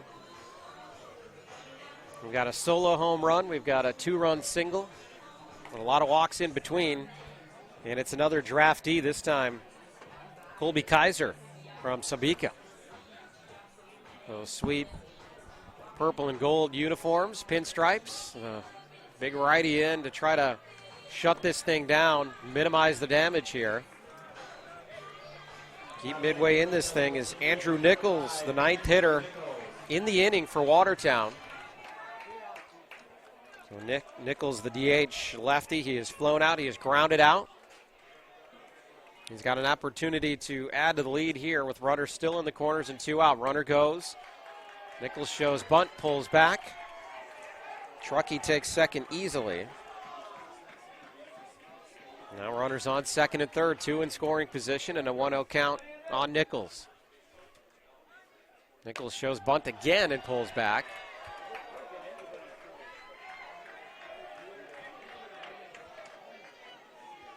Interesting, not sure if it's just a show me bunt or if he actually thinks he can beat it out here if he slaps it down the third base side. Now it's Kaiser coming in, struggling to throw strikes.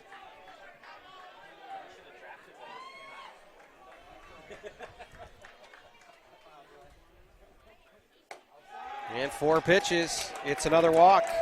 5th walk of the inning. And that brings up Anderle, who started things off. Number 49, Jake Anderle. Anderle actually struck out to start the inning, believe it or not.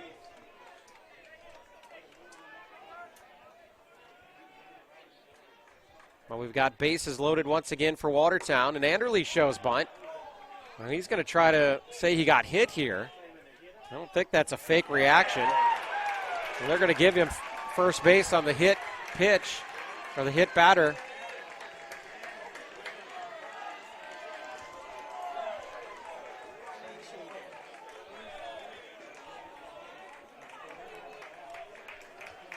Now batting for the Red Devils, the shortstop. It makes it 5-2. Jadrian Keevy. Sandgartner scoring on the play. And now it's Jadrian Keevy, who hit a solo home run earlier in this inning. Let's see what he's got here. Pitch is outside, and now the corner is there. As Kaiser finds it. 0-1 the count.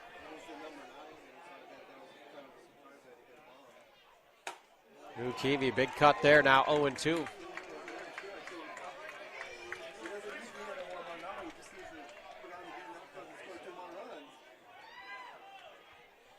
Keevy wanted timeout, didn't get it. And he hangs in there, the foul tip.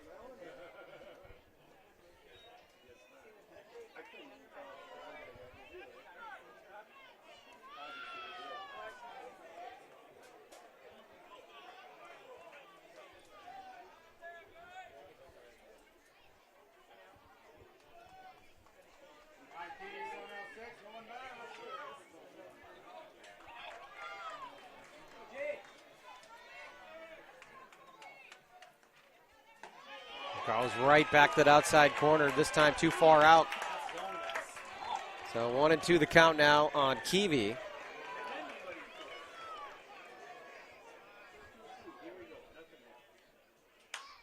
Keevy fights it off, remains 1-2.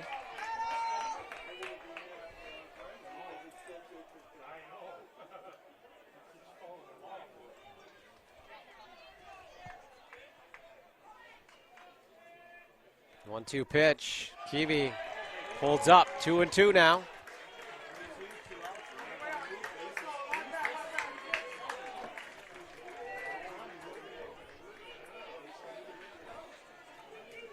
Two and two the count. No place to put him here. And strike 3 called. So Kaiser comes back, hits the outside corner to get out of the jam. But the damage done for the Red Devils. 5 runs in the inning. Watertown storms back to take control over Midway. Watching Class C action live on PrepSpotlight.tv.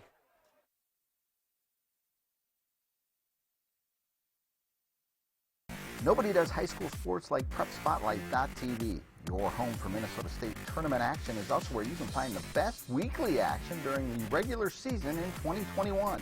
We make it easy to be a high school sports fan at PrepSpotlight.tv.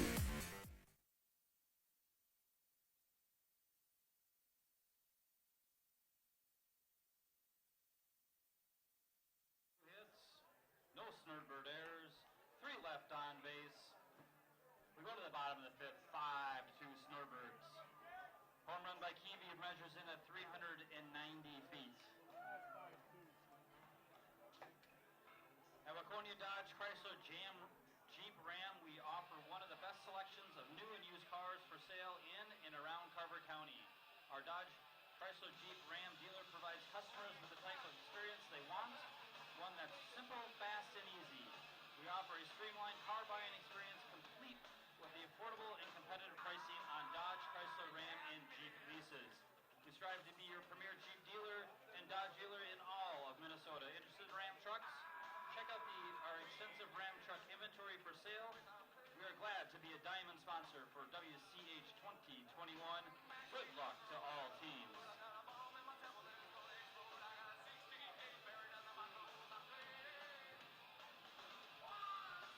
Now pitching for the Watertown Red Devils, number 20, Matt Butler.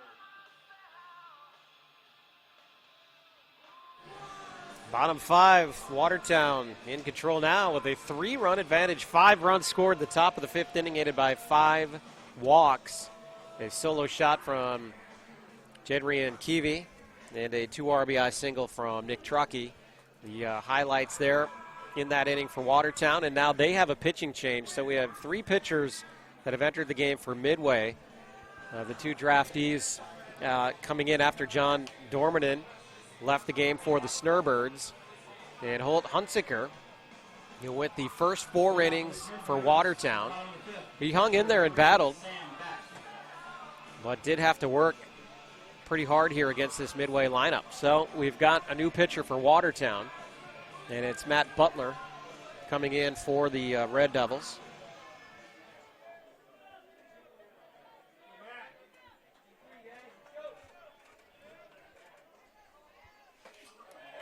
The first batter he is going to face for Midway is Sam Beck here in the bottom of the 5th inning. Beck swings and misses on the first pitch, 0-1 the count. Next pitch inside, 1-1. Sun setting just over right field for us here in Hamburg. You can see the long shadow casted by Butler on the mound. So shadow's definitely going to play a part here as Butler comes way inside. So 2-1 now the count. Well, all of center field, most of right field in the shadows right now. The infield still in the sun. Swung on and missed, 2-2. Left fielder Mitch Kelzer out there standing in the shadows, in front of him sunlight. So how much of a factor we shall see. As that is a defensive swing, and he did not foul tip it. So that one somehow skips off a Truckee. Goes halfway up the netting here in front of us. So it is a strikeout, but Beck able to reach first easily. So right here, the Snurdbirds starting things off in the bottom of the 5th of the rally. And they've got their best hitter at the dish, Zach Eddard. Eddard with a single in the first, reached on a fielder's choice, and then some pretty aggressive, smart base running, eventually scoring on the infield single from Dormanen, excuse me. He takes a ball from Butler.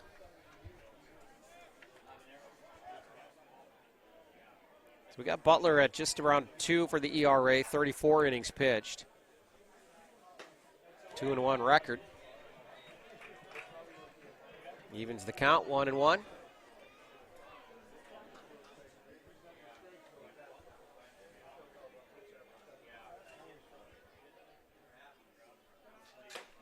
Inside pitch, called a strike, 1-2.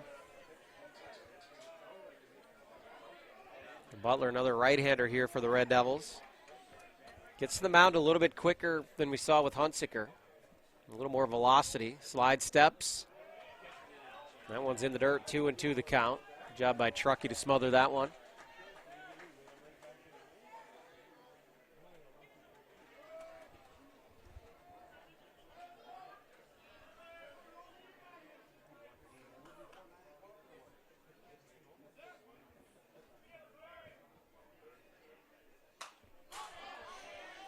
Natter swings out of his shoes, goes up over the grandstand. Count remains even, 2-2.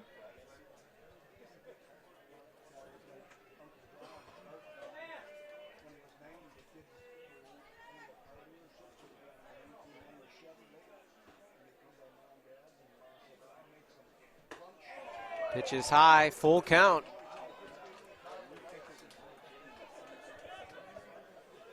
So we have our first home run of the day, or in our third game here, coming last inning.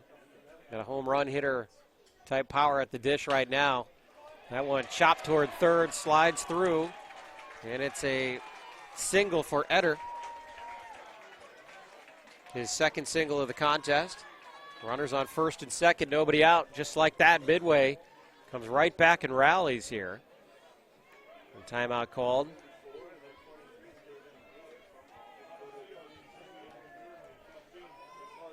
Doesn't appear to be anybody throwing. It's hard to tell sometimes because we have a screen in the way, and we can see bodies moving behind the screen in the dugout over to our left just beyond Watertown's dugout.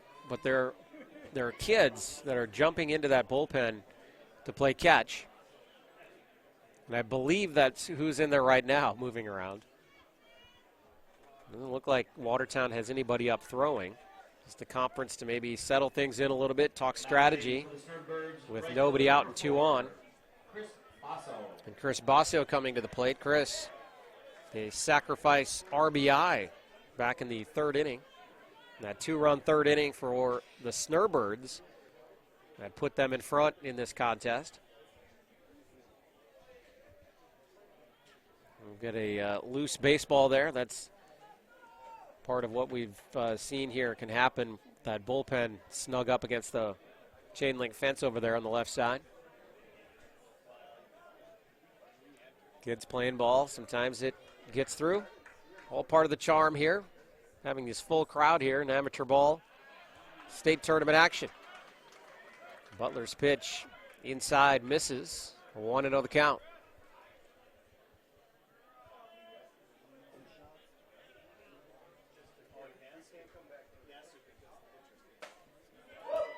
Gets the outside corner, 1-1.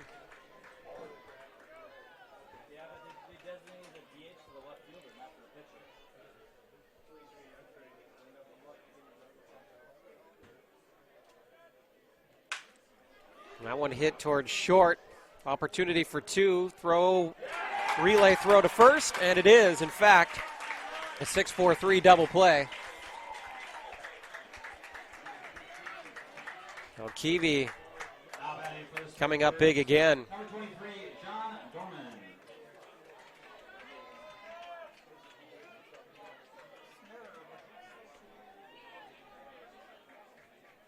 Kiwi jumping on that play. Basso doubled up at first. So 2 quick outs for Watertown. Moving to third on the play is Beck. First pitch to John Dormanen.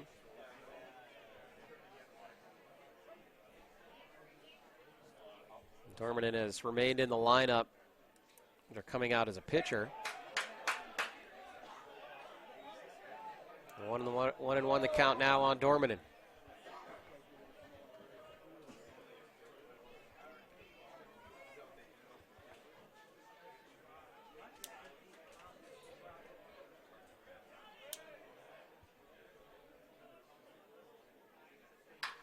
Dormanen rips that one to the right side. RBI single at least. Takes the big turn at first.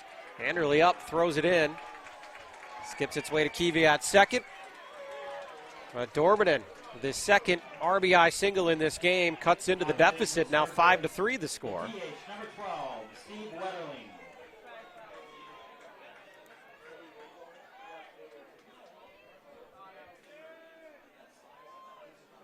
Steve Wetterling comes up. Steve, 2 strikeouts against Hunsinger. See how he fares against Butler. Chops that one to third. Foul ball, 0-1. We go back to Beck's at bat against Butler to begin this inning. It was a strikeout, remember, but it skipped to the backstop, allowed Beck to get on. He eventually does come around to score as Wetterling lifts that one to the left side. Camping under it is Kelzer for the easy out. So Midway gets 1 back. They still trail by 2 after 5. Live on PrepSpotlight.tv.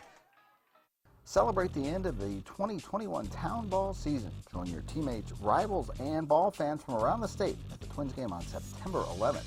Special ticket pricing for Town Ball players and fans. Salutes to the newly crowned champs and a very fun night at the ballpark. Order your tickets at twinsbaseball.com/townball and wear your town's team colors to Target Field on September 11th.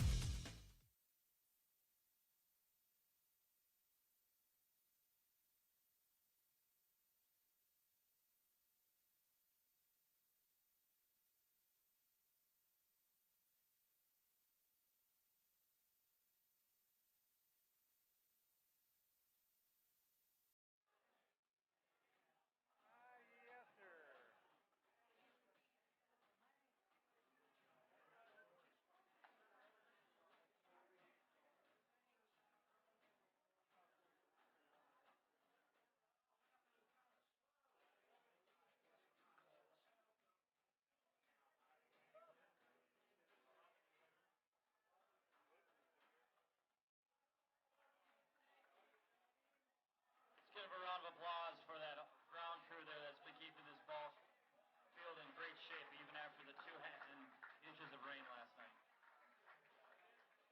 Defensive changes for the Sunbirds. Now playing center field, number 11, Zach Etter, and playing left field, number 23, John Dorneman.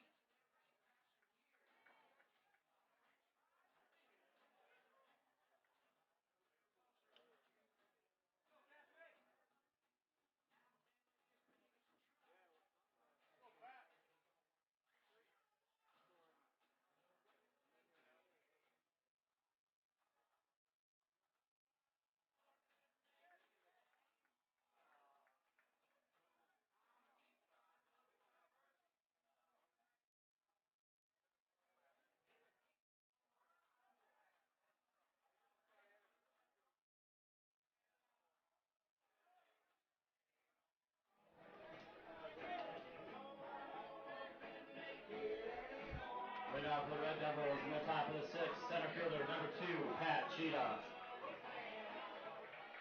The Red Devils bat around and then some in the 5th inning. So top 6, it's Pat Cheetah back at the plate. And the leadoff hitter in the lineup. We'll try to be a catalyst here. Keep momentum moving here for the Red Devils. All 5 of their runs coming in the 5th inning. 1-1 the count on Cheetah. Colby Kaiser of Sabika, the draftee, out there on the mound again. He finished the last inning on the mound. And that one was inside. Cheetah's going to take a long walk. Not agreeable with that call. But down in the count now, 1-2. Kaiser working the inside outside there, misses. 2-2 the count. Where John Dorneman came out of the game. We saw a pair of draftees come in. That one comes back inside. Count is full. First it was Austin Manival who came in. But walked a batter in and gave up a 2-run single. So Kaiser left to clean things up. And strike 3 called on Cheetah, who thought that was ball 4. Another inside pitch. Pat not happy about it. Barking a bit at the umpire. And called strike 3, looking on Cheetah. And Kaiser's got a first out. Here's Ben Smith now. He did strike out last inning.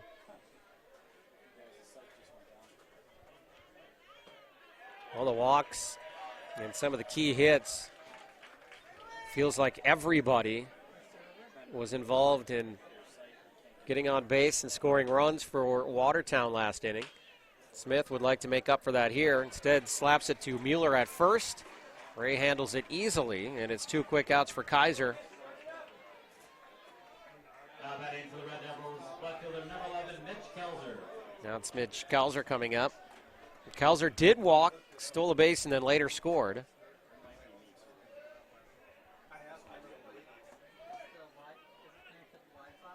So he and Cheetah both walked and scored the last inning.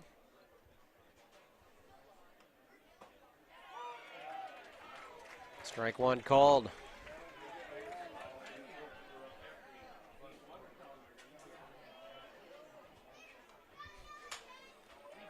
Reaches out, slaps it to second. Thorneman's over there to scoop it and throw it to Mueller. 1, 2, 3, quick inning. Just what the doctor ordered for Kaiser and the Snurdbirds, as they'll now come up in the bottom of the 6th, looking to cut more into that deficit. Still trailing 5-3 here in the first round of Class C State Amateur Baseball Tournament. All summer long, you have gathered with friends, neighbors, and family at ball yards all across Minnesota. Still going, gone! A home run! Diamonds that decorate and help define hundreds of communities. Town Ball binds together our passion for baseball in our hometowns. And on September 11th, the cornerstone of Minnesota baseball, Target Field, will host a party for all those who play, watch, and support Town Ball. The Twins host the Royals at 6:10 p.m. Prior to the game, the newly crowned state amateur champs will be honored at the Town Ball Tavern and during a pregame ceremony. Wear your team colors and enjoy a special night at Target Field. The 0-2 pitch. Strike 3! Fairmont, state champions in 2020. Congratulations to the Fairmont Martins. They are your 2020. For tickets to the Twins' Tip of the Cap to Town Ball on September 11th, visit twinsbaseball.com/townball.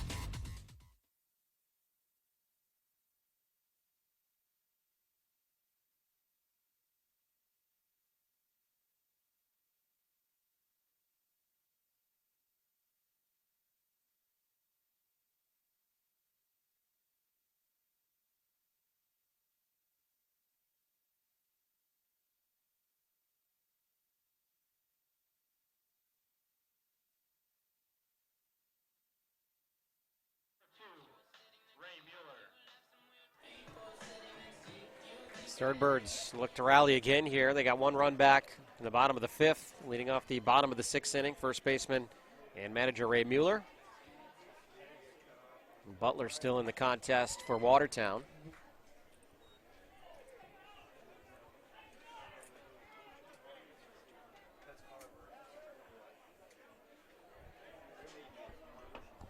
Things getting a little feisty up there with the strike zone.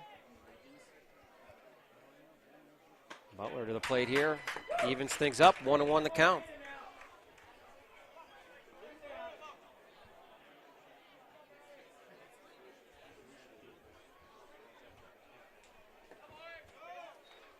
One pitch in the dirt. So Mueller today struck out in the 2nd inning. In the 4th inning, reached on an error.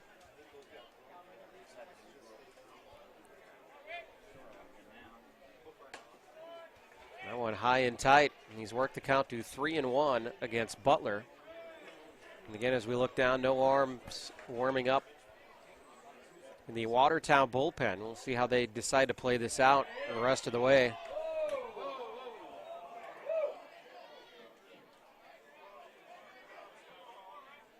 Well, it's now 3-2. It was 2-2 was the count. There's been some mix-ups on counts. A lot of close calls out there. Trying to read possibly what they are off the scoreboard. Trying to get some clarification from the umpire down there. Great effort by Butler sliding in front of the Snurdbirds dugout. He timed that perfectly. And that one out of place, so full count upcoming again here to Mueller. Leadoff batter in the bottom of the 6th inning for the Snurdbirds. And that is strike 3 called. Mueller knew it. And Butler taking the guesswork out of that one. Batting for the Snurdbirds, second baseman, number 15, Brett Dorneman. And Brett Dorneman now playing second base for Midway. Remember, he started at third. Rodway had to come out of the game. They shifted things around. So now playing second. And he takes strike one from Butler.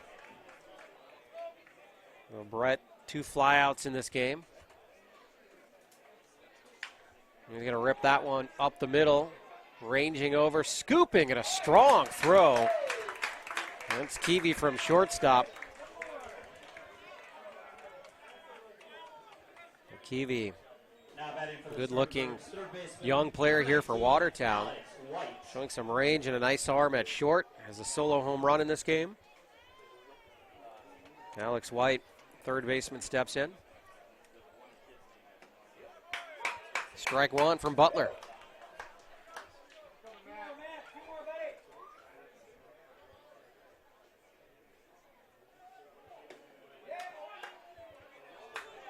Just misses, 1-1.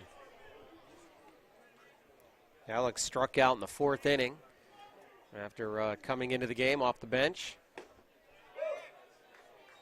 That one low, so 2-1 the count.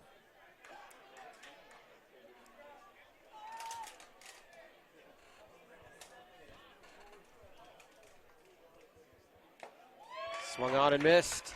Count is even, 2-2, 2 outs. Birds trying to battle back here in the 6th.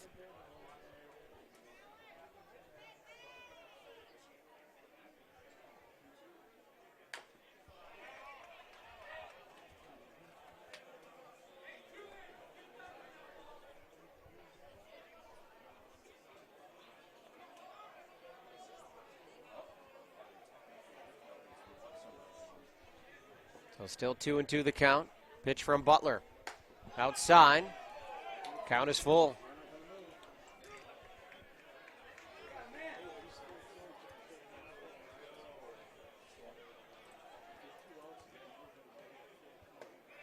That pitch is low, apparently. So Alex walks down to first base. And the Snurdbirds have a runner with 2 outs here in the inning now, and that brings up Preston Reaver, who has a single and a walk, grounded out his last time up. Snurdbirds shortstop.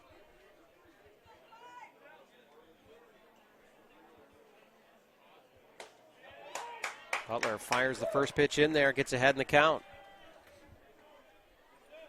Birds with 2 runs back in the 3rd inning.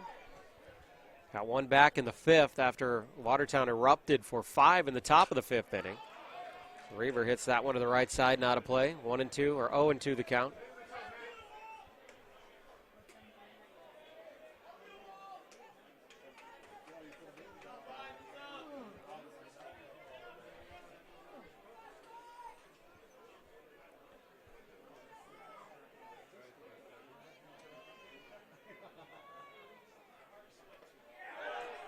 Check swing, he went, strike 3. The throw down from Truckee.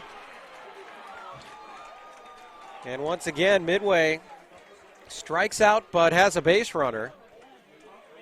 And White was actually kind of caught in no man's land as well, but the throw to first could not be scooped by Eiton, so they didn't have a play at second. So instead of the 3rd out, they've now got runners at first and second with 2 outs, and Sam Beck coming up.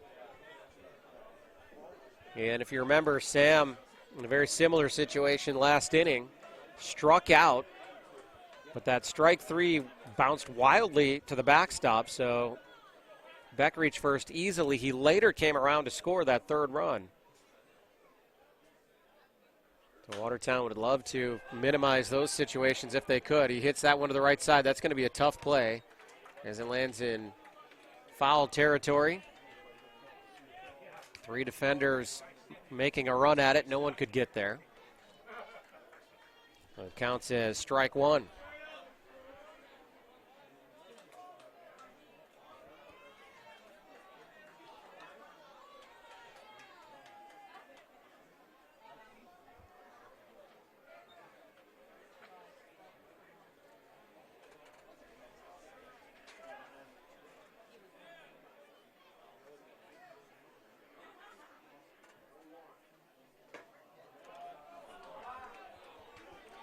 1-1 the count.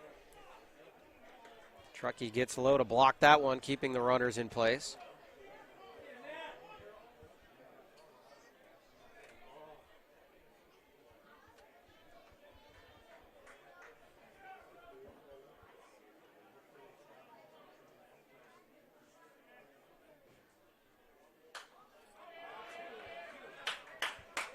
Fouled back behind us, 1-2 now. Another 2-strike count here. See if Butler and Truckee, if it's anywhere in the dirt, can knock this thing down. Try to get out of the inning.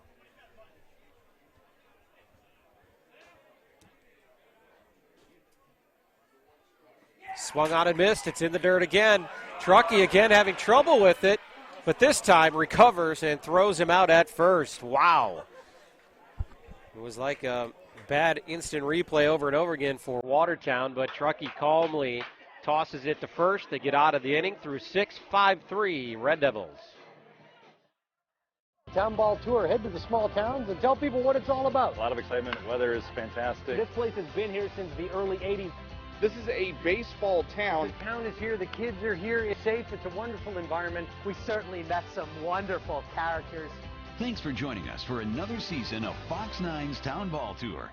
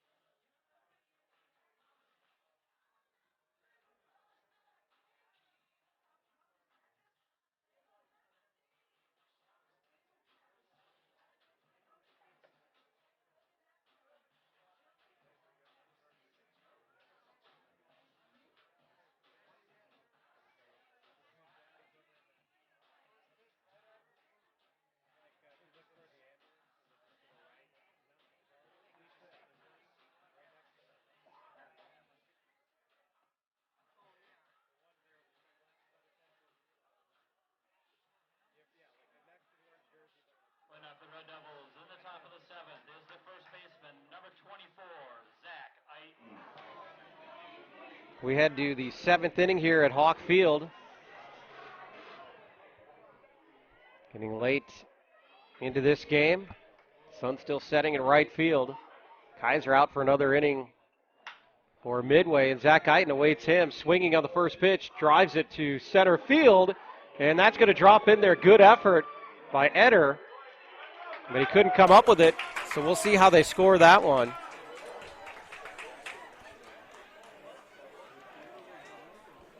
Eder hit the ground over there and comes back up. They're going to give award a double to Eiton. Obviously a really tough play out there in center field for Eder. He tracked that one nicely, and he did get his glove on it, but not able to haul it in. So a leadoff double for Watertown. We'll also have a pinch runner. It's Wyatt McCabe coming in for Eiton. And Ryan Hangardner steps to the dish.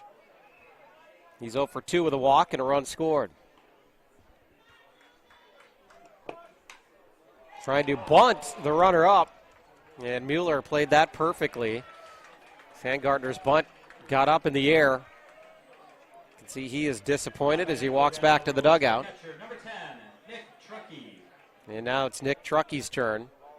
2 RBI single last time up for Nick. He's got 2 hits in the game.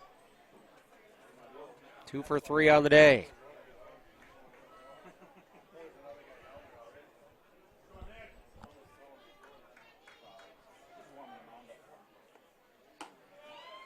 Kaiser Goes with the slurve pitch there. Doesn't come across in time, so 1-0 the count.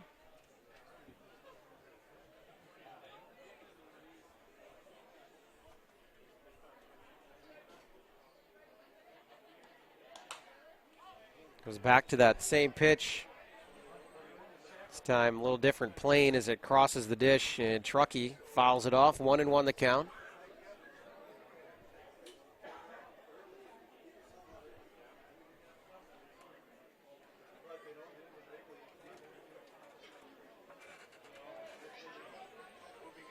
Swung on and missed. 1-2 now. McKay out there at second after the leadoff double from Eiton.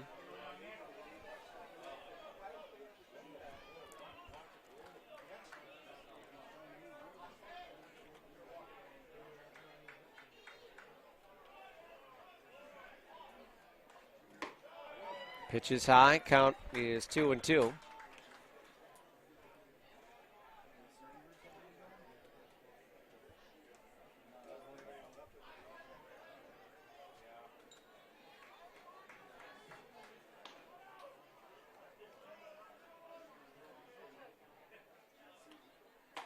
Ooh, nice pitch from Kaiser. Truckee could not hold up. So swings and misses on strike 3. And 2 outs now. As the DH, Andrew Nichols, comes to the plate, he is 0 for 2 of the walk.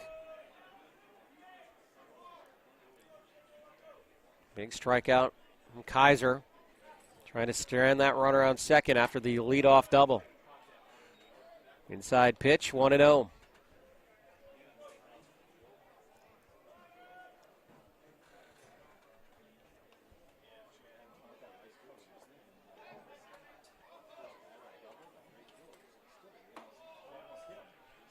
Two and 0 now. McCabe dancing off second, grabs the attention of Kaiser. Kaiser decides to come to the plate. Misses on that 1-0 pitch, now steps off.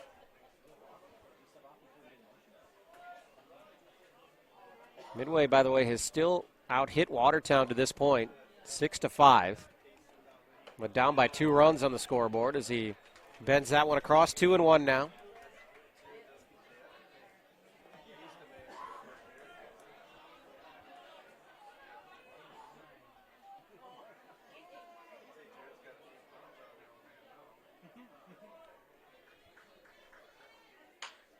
Nichols times that one, but Dormanen at second scoops it up, throws to Mueller.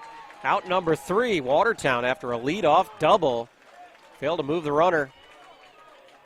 And it's 5-3 as Midway will come to bat in the 7th inning here at Hawk Field in Hamburg, live on PrepSpotlight.tv. One left on base. Bottom of 7 coming up. 5-3 to Red Devils. Go ahead and stretch those legs as we listen to Neil Diamond. Go ahead and sing along if you like.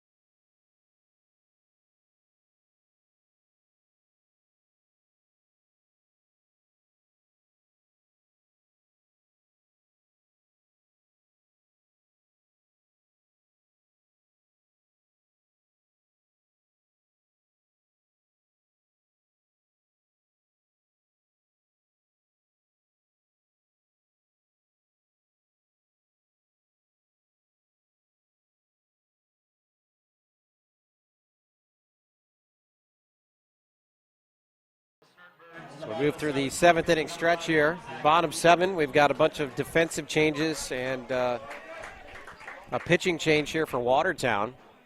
As Eiton comes in to pitch for the Red Devils. Moving to right field, Nichols. Anderle moves over from right to center. Pachita comes out of center field and goes to first base. And our new catcher is Ben Tyson behind the dish. So the third different pitcher here, as Matt Butler does a nice job. Follow up to Holt Hunsaker, who went 4.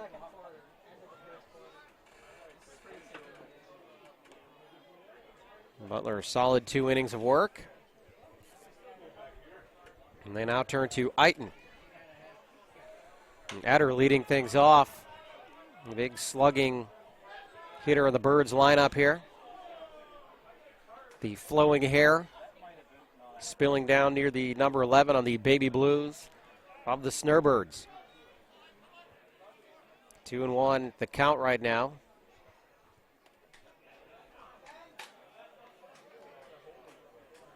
Zach, by the way, has been active. 2 singles, reached on a fielder's choice, scored back in the 3rd inning. He's been on base all 3 times, and he's on again. Oh, no.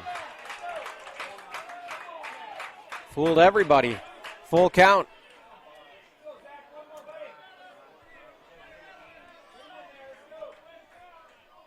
So both sides getting their barking in here on the home plate umpire.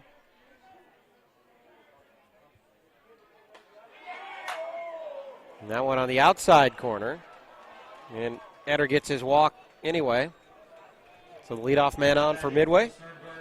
Right fielder, number 4, Chris Basso. Chris Basso, sac fly RBI, the highlight of his day. And it came back in that 3rd inning. I mentioned Basso with a solo home run in the regional semifinal. As Eiton puts that one in there for strike 1.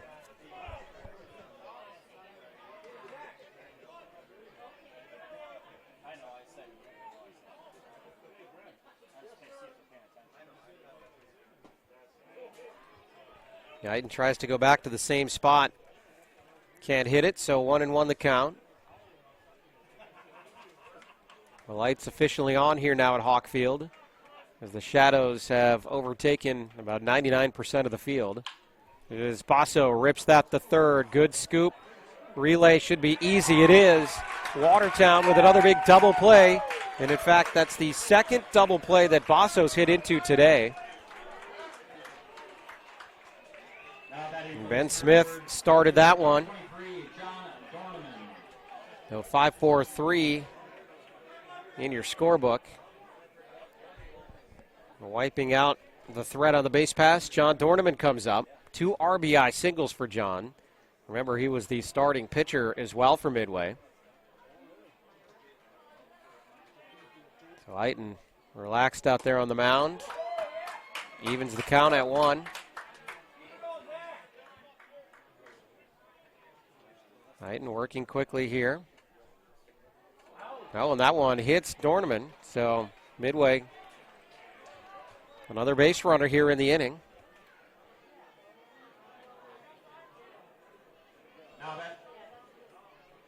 Hit by pitch, and that'll bring up Steve Wetterling. We're going to have a pinch runner in the meantime here, as Quincy Jantz Pinch runner now, number 1, Quincy Jantz. will come in for Dorneman. The DH, number 12, Steve Wetterling. Wetterling also with a solo home run, by the way, in that semifinal game in regionals, but he struck out twice and flat out once here, 0 for 3 on the day.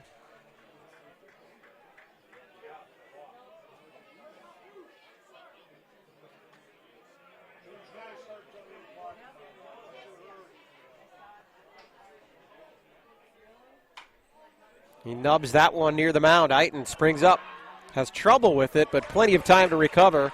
Throwing out Wetterling. So 1 pitch, and it's the 3rd out for Watertown through 7. The Red Devils with a 5-3 advantage.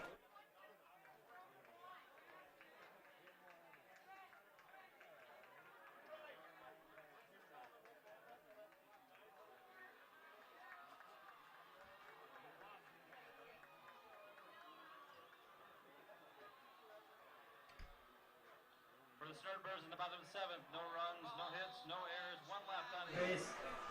Hey folks, the state amateur tournaments are now in full swing. The Class B and C tournaments will be played over the next 3 weeks in Waconia, Chaska, and right here in Hamburg.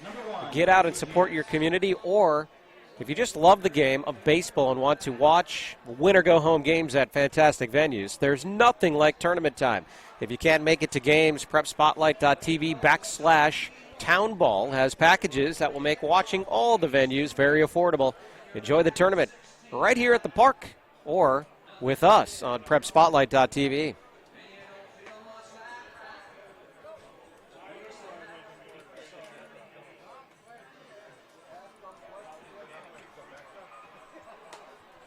(5-3) still our score as we now head into the 8th inning.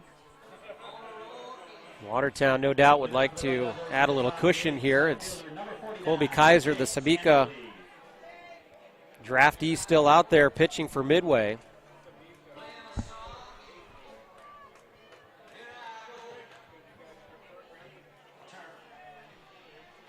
All 5 runs for the Devils came back in the 5th inning. And Anderle will lead things off here. Anderle now in center field. He looks at ball 1 from Kaiser. All those defensive changes for Watertown. We'll see what they do with the pitching staff. Eiton looked good out there the last inning. Anderle shows bunt, pulls it back, called strike, 1-1 the count. We also have Pat Cheetah, who's a really strong arm, is an option. No, called strike on the outside corner. Anderle does the long walk back toward the Watertown dugout and steps back in, 1-2.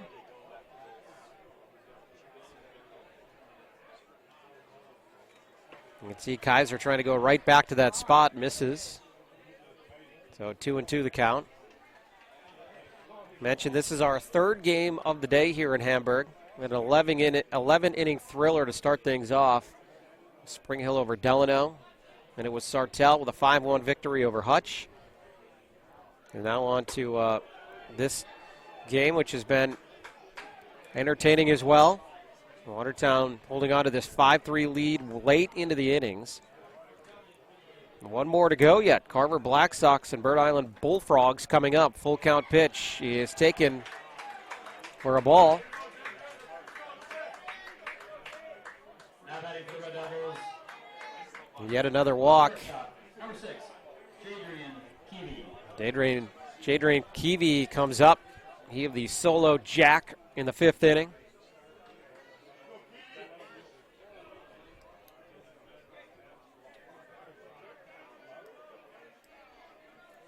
Keevy actually batted twice in that inning. He had a solo home run, then later struck out. This time lays down a bunt, and it's a good one. Kaiser has just 1 play, but he slipped when he threw, so it goes into right field. They're thinking about sending Anderle. They don't. He'll hold at 3rd. Keevy scoots down to 2nd, and Watertown is in business. Runners on 2nd and 3rd. And that's an error on the pitcher. He just slipped when he threw it.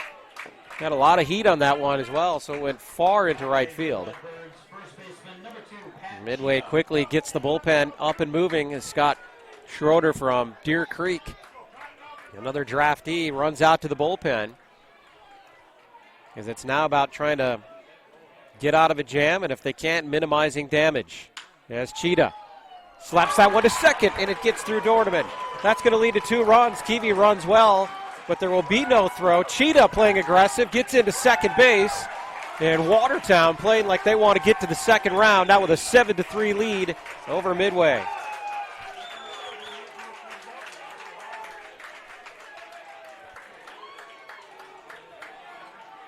They're going to call it an error on Dorneman. Dorneman could not come up with that one. So it's going to be an E4, 2 runs in. One of those runs unearned. Kaiser, the Cheetah with a base runner also would be an on-earned run if indeed he does come around to score later. So Ben Smith at the dish now, 1-0 count. Ben still looking for his first hit in this game. He's going to try to lay down a bunt as well. Why not? Everything working right now for the Red Devils.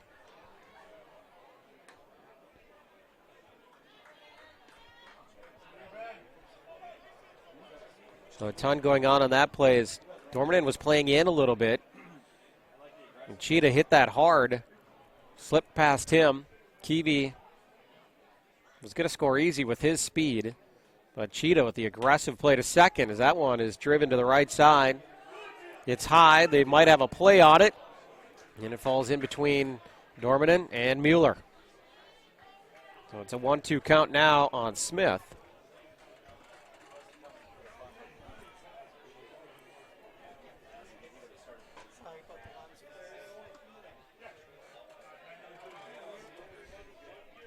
I need to.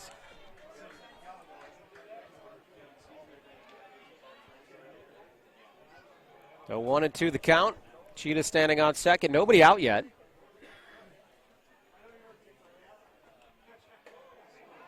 Took a little off of that one for strike three. Good pitch from Kaiser.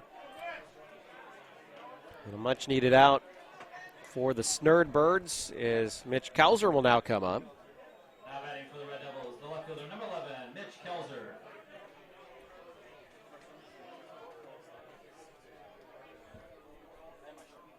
Kelzer has walked twice in this game, scored 1 run.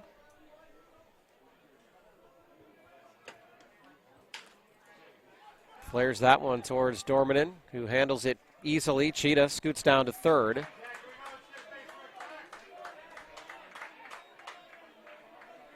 Kaiser gets 2 quick outs. Cheetah again on third base. Number 24, Zach Eiton. For Zach Eiton, now the pitcher for the Red Devils, at least at the moment. Zach, a single, a double, and a walk. So officially 2 for 3. A run scored in this contest.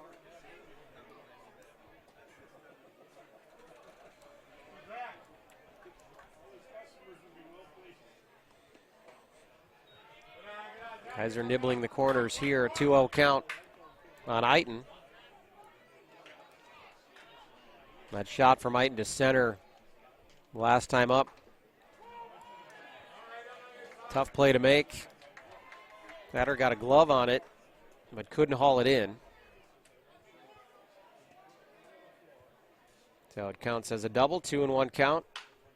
He hits that one to the right side. Mueller gets over there, swallows it up. Kaiser covering, and he gets there just a step ahead of Eiton for out number 3. But Watertown strikes again, 2 runs in the inning. A 4-run advantage for the Red Devils as we head to the bottom of the 8th here at Hawk Field in Hamburg. Nobody does high school sports like PrepSpotlight.tv. Your home for Minnesota State tournament action is also where you can find the best weekly action during the regular season in 2021. We make it easy to be a high school sports fan at PrepSpotlight.tv.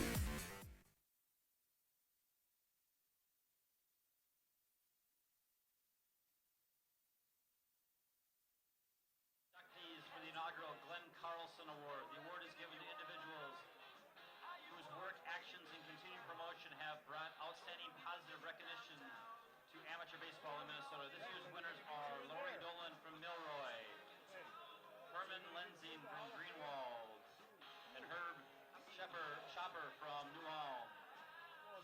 Hall of Fame inductees. The Minnesota Amateur Baseball Hall of Fame Board is pleased to announce the Hall of Fame inductees for 2021. Alvin Funk Buckman, Joe Gross Waterville, Fred Roofs Mankato, Louis Groutman Plato, Steve Rader Rolling Stone, John Seifert Chaska, and Dwight Walberton Ashby. The induction banquet will take place on Saturday, September 18th at the Rivers Edge Convention Center in St. Cloud, the home of the Minnesota Amateur Baseball Hall of Fame. For tickets and information, visit the Hall of Fame website at mnamateur.baseballhof.com.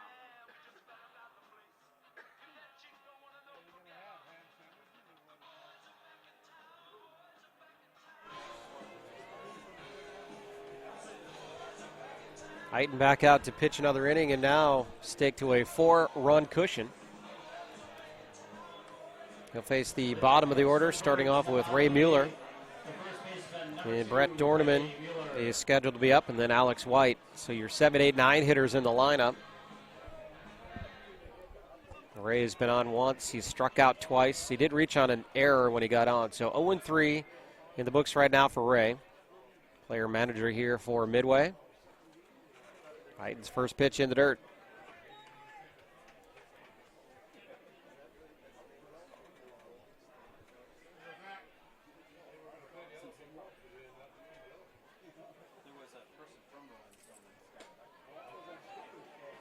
Now 2-0.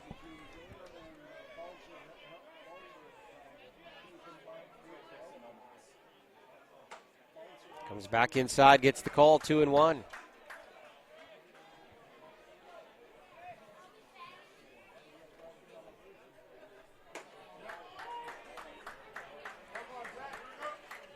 Two and two. Count on Miller.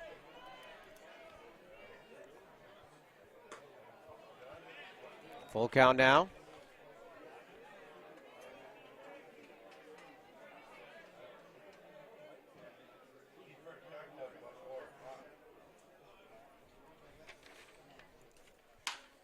Now more of a kind of a defensive swing almost. Just chops it right back to Heighton.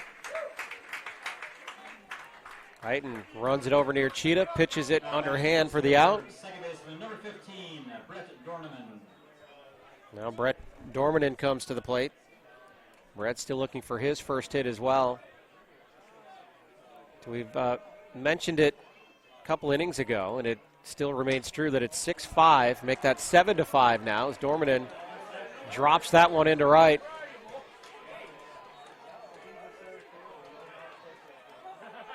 Midway winning the in the hits department. 7 hits to the Red Devils 5, but the scoreboard nearly opposite of that. The Devils aided by a lot of walks. Now 3 errors for Midway. 2 last inning were crucial to leading to 2 runs.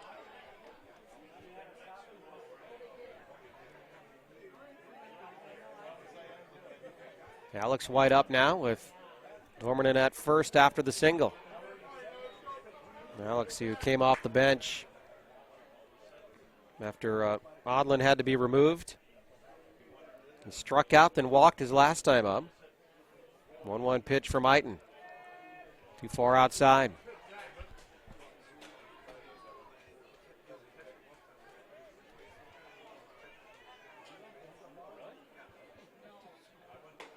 Swung on and missed.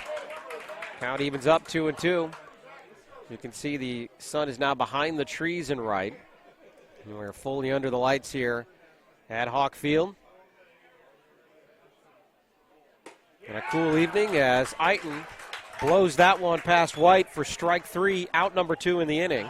For the Snurdbirds, shortstop, number 5, Preston Reaver. Preston Reaver, the shortstop, comes up now for Midway.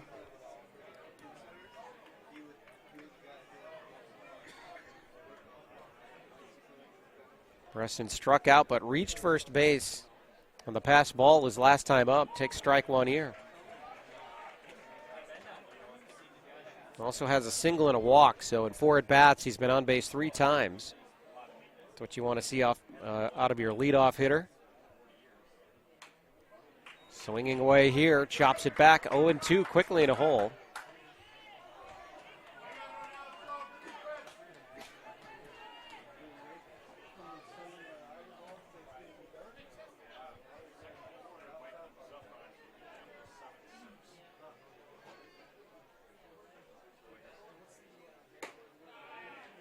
Right, and trying to get him to chase high and away.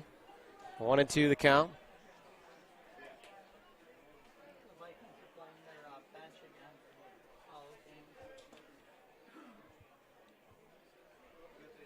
Heighton comes back in. That one's fisted to right, but camping underneath it in right field is Nichols. Had to check it there with all the defensive switches here for Watertown. So it's Nichols out there making the catch. Out number 3, and through 8, Watertown now cruising. Still up by 4, 7-3. Celebrate the end of the 2021 Town Ball season. Join your teammates, rivals, and ball fans from around the state at the Twins game on September 11th. Special ticket pricing for Town Ball players and fans. Salutes to the newly crowned champs and a very fun night at the ballpark. Order your tickets at twinsbaseball.com/townball and wear your town's team colors to Target Field on September 11th.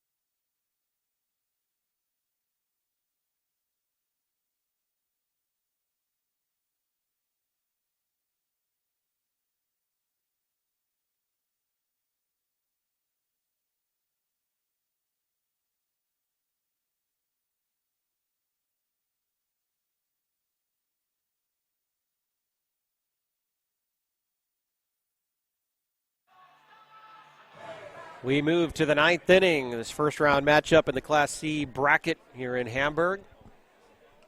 And Watertown with a 7-3 lead. And looking to add as the first pitch swinging here. It's Ryan Hangartner leading things off in the 9th inning with a single for the Red Devils.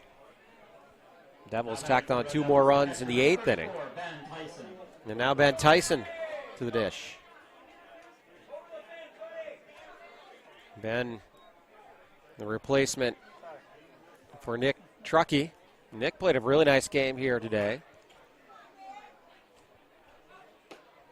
Ben tries to lay down a bunt, can't get it to go. The snap down throw to first, as Hangartner was well on his way to second, but after the miss had to come back. He's safe. So it's now 0-1 on Tyson. Nobody out runner at first. Tyson clearly showing bunt again. Hangartner way off the base and not really tightly held by Mueller. The throw got there way before Hangartner got back, but obviously Mueller pressing in on the corners. And now he actually holds him. So Tyson is going to try to bunt it that way. No. Snap down throw again. No.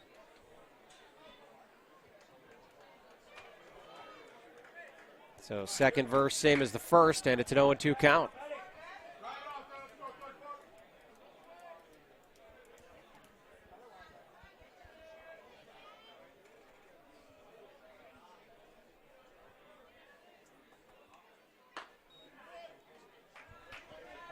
Colby Kaiser out there again.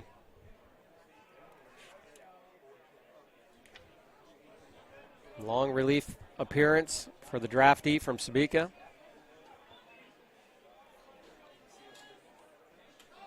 Well, that one gets past Beck, and scooting down to second easily is Hangartner, and Kaiser saying, my fault, my bad, high pitch there. Got away from him a bit, so 2-2 the count. And we're officially about an hour and 10 minutes behind schedule here today. I see the Bullfrogs of Bird Island are here for our next game. That pitch is also high, so Kaiser can't find it right now. And if you look back to the beginning of this at-bat, Tyson trying to lay down those bunts weren't necessarily strikes there either. So it's a full count. And Kaiser comes out a little wild here in this at-bat. Can he find it here? He does, as Tyson swings and misses. So big out. Good job by Colby to bear down there and get that first out.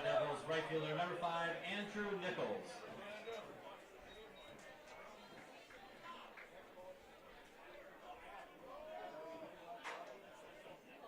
So one out runner on second for Andrew Nichols. Nichols started out as a DH, now in right field.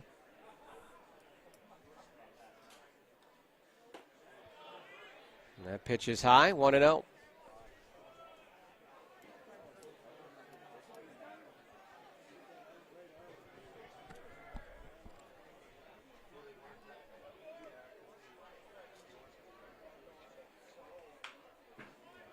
Fouled back.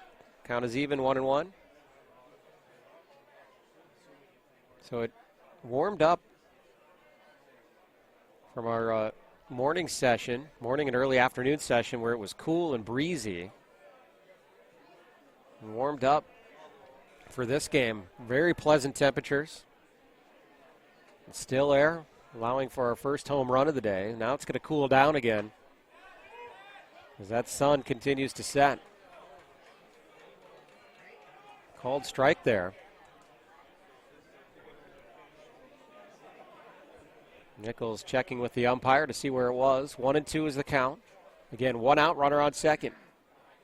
Kaiser, good turn, but nobody covering. He threw to the shortstop. Reaver. So at least he had that going for him. But Reaver was way behind the play. He actually almost threw it into left field. Nice job by Preston over there to hold it in. Nichols swung on and missed. Go back-to-back Ks now. Now batting for the Red Devils, center fielder number 49, Jake Anderle. And Jake Anderle, now the center fielder for the Red Devils, comes up. He'll take his stab at trying to knock in that run. Beck calls time to come out and talk to Kaiser. Figure how important the draft is in Class C, as we've seen draftees pitch in every game. Oftentimes the ace of their respective clubs getting a chance to come here in the state tournament after getting knocked out in regional play. And they're depended on here and used heavily, as we see in this tournament. I believe Sartell is the only team that we've seen so far that has not used a draftee. I might be wrong on that.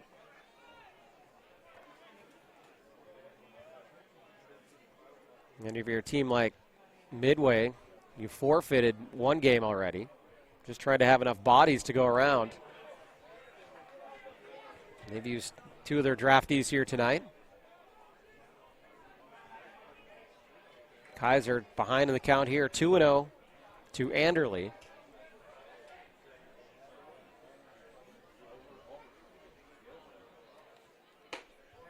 Comes right back over the plate, swung on and missed.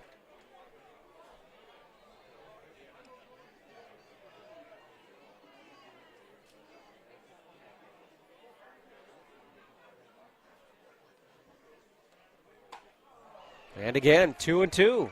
Kaiser battling back into this at bat.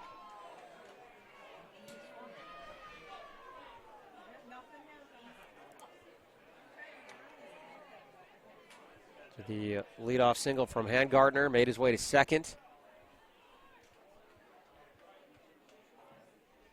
Now Kaiser trying to get out of the jam. Cannot get Anderle to chase. So the count goes full again.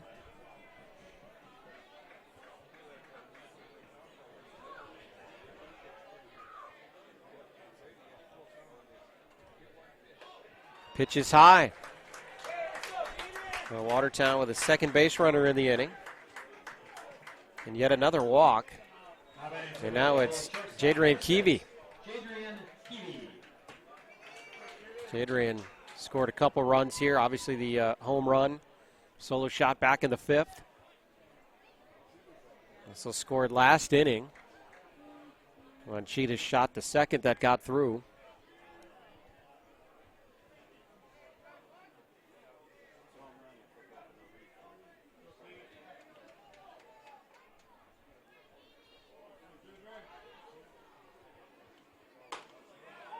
First pitch is in there for a strike.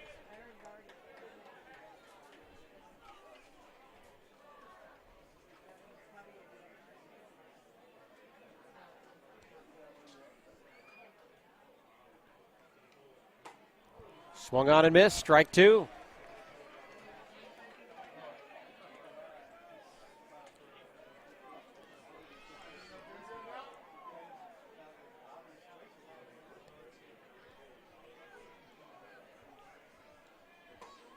And strike three. So Keevy comes up swinging and aggressive there, but Kaiser takes advantage of it. 3 pitches, gets the out. No run scored for the Red Devils. Midway down to their final shot here. When we come back in the bottom of the 9th inning, live on PrepSpotlight.tv.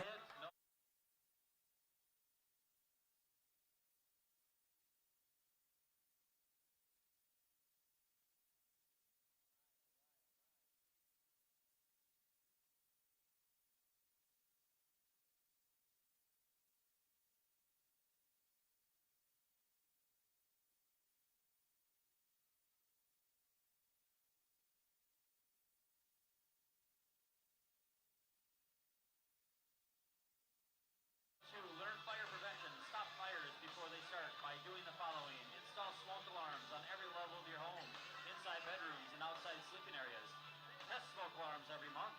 Never leave food cooking unattended. Make a fire escape plan with your family.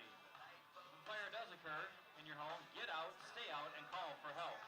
Follow us on Facebook at Waconia Fire Relief to stay up to date on the events and fire prevention tips.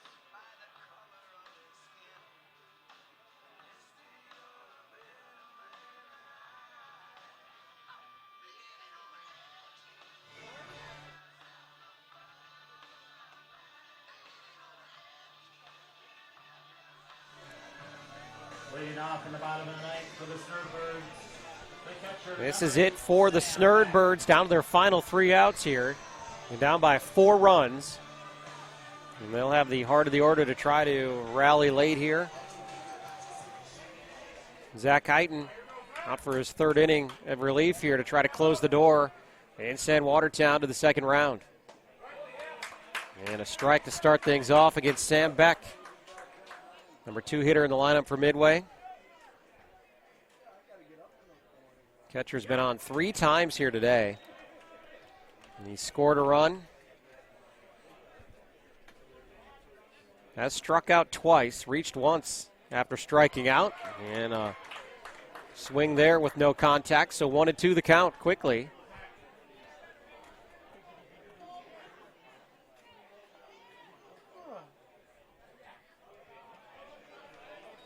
That one in the dirt, 2-2.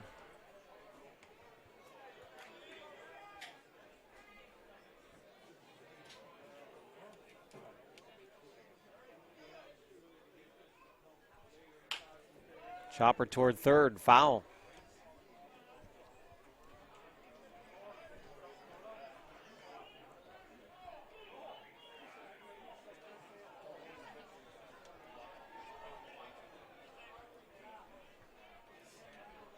Two-two pitch outside. So Beck battles back, works the count full.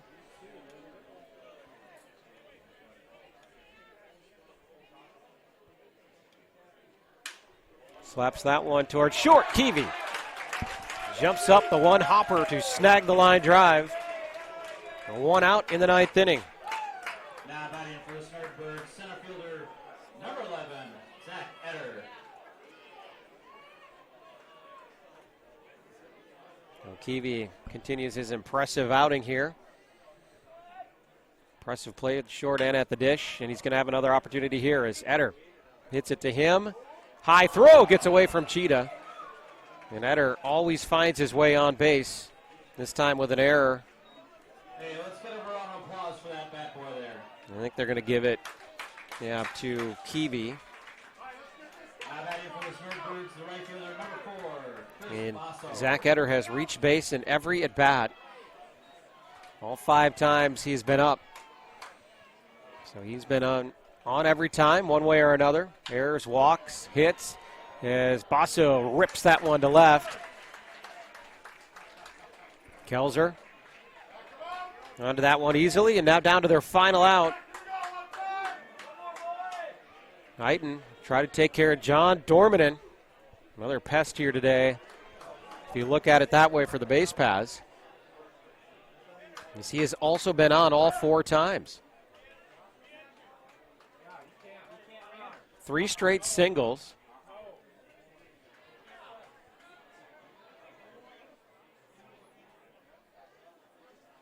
We have a little stoppage here. The umpires are trying to sort things out. So Dormanen 3 singles, 2 RBIs. He was hit by a pitch his last time up. On-base percentage high here today in the heart of the order for Midway. Right now they need a clutch hit.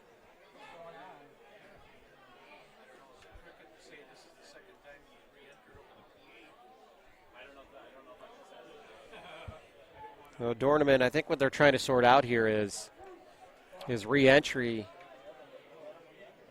They keep re-entering Dormanen here.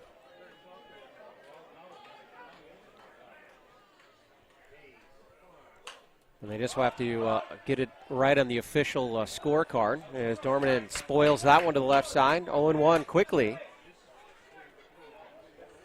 Titan gets ahead in the count.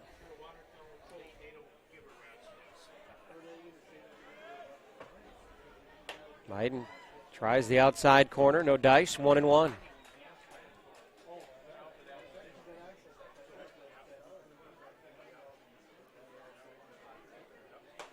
That's strike 2. Got Dormanen right where he wants him.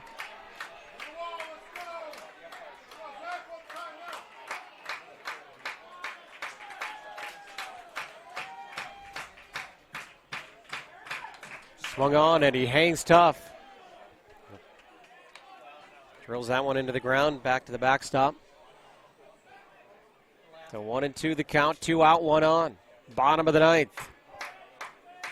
The Snurdbirds down to their final strike. Ite delivers, swung on, and he hangs tough again.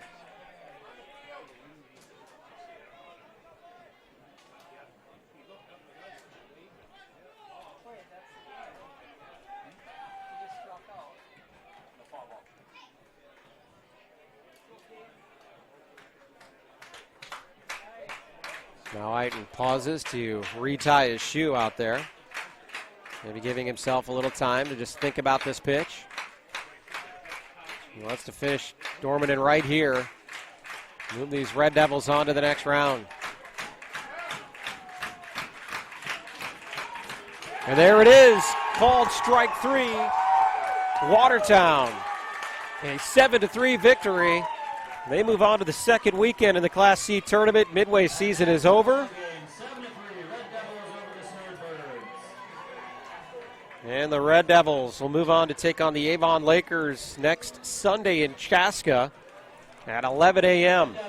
So recapping this one, another wild game here. So again, Midway out-hit Watertown 7-6, but on the scoreboard, it's flipped 7-3 victory. And just to recap how this thing went down in the third inning, Midway 2 runs scored. Eder aggressive on the base pass, getting to third base. That came in big as Dormanen's RBI infield single made it 2-0. And then in the fifth, Watertown answered big time. 5 runs aided by 5 walks, a solo home run from Kiwi, 2 RBI single from Truckee. The Devils batted around in that inning. In all, by the way, 9 total walks, 3 errors. 2 of those errors came up big for Midway and leading to runs for Watertown, but those 9 walks definitely played a big part as well. In the bottom of the fifth, Midway did get one back. Another RBI single from Dormanen. And the top of the eighth, 2 runs, aided by those 2 errors, as mentioned.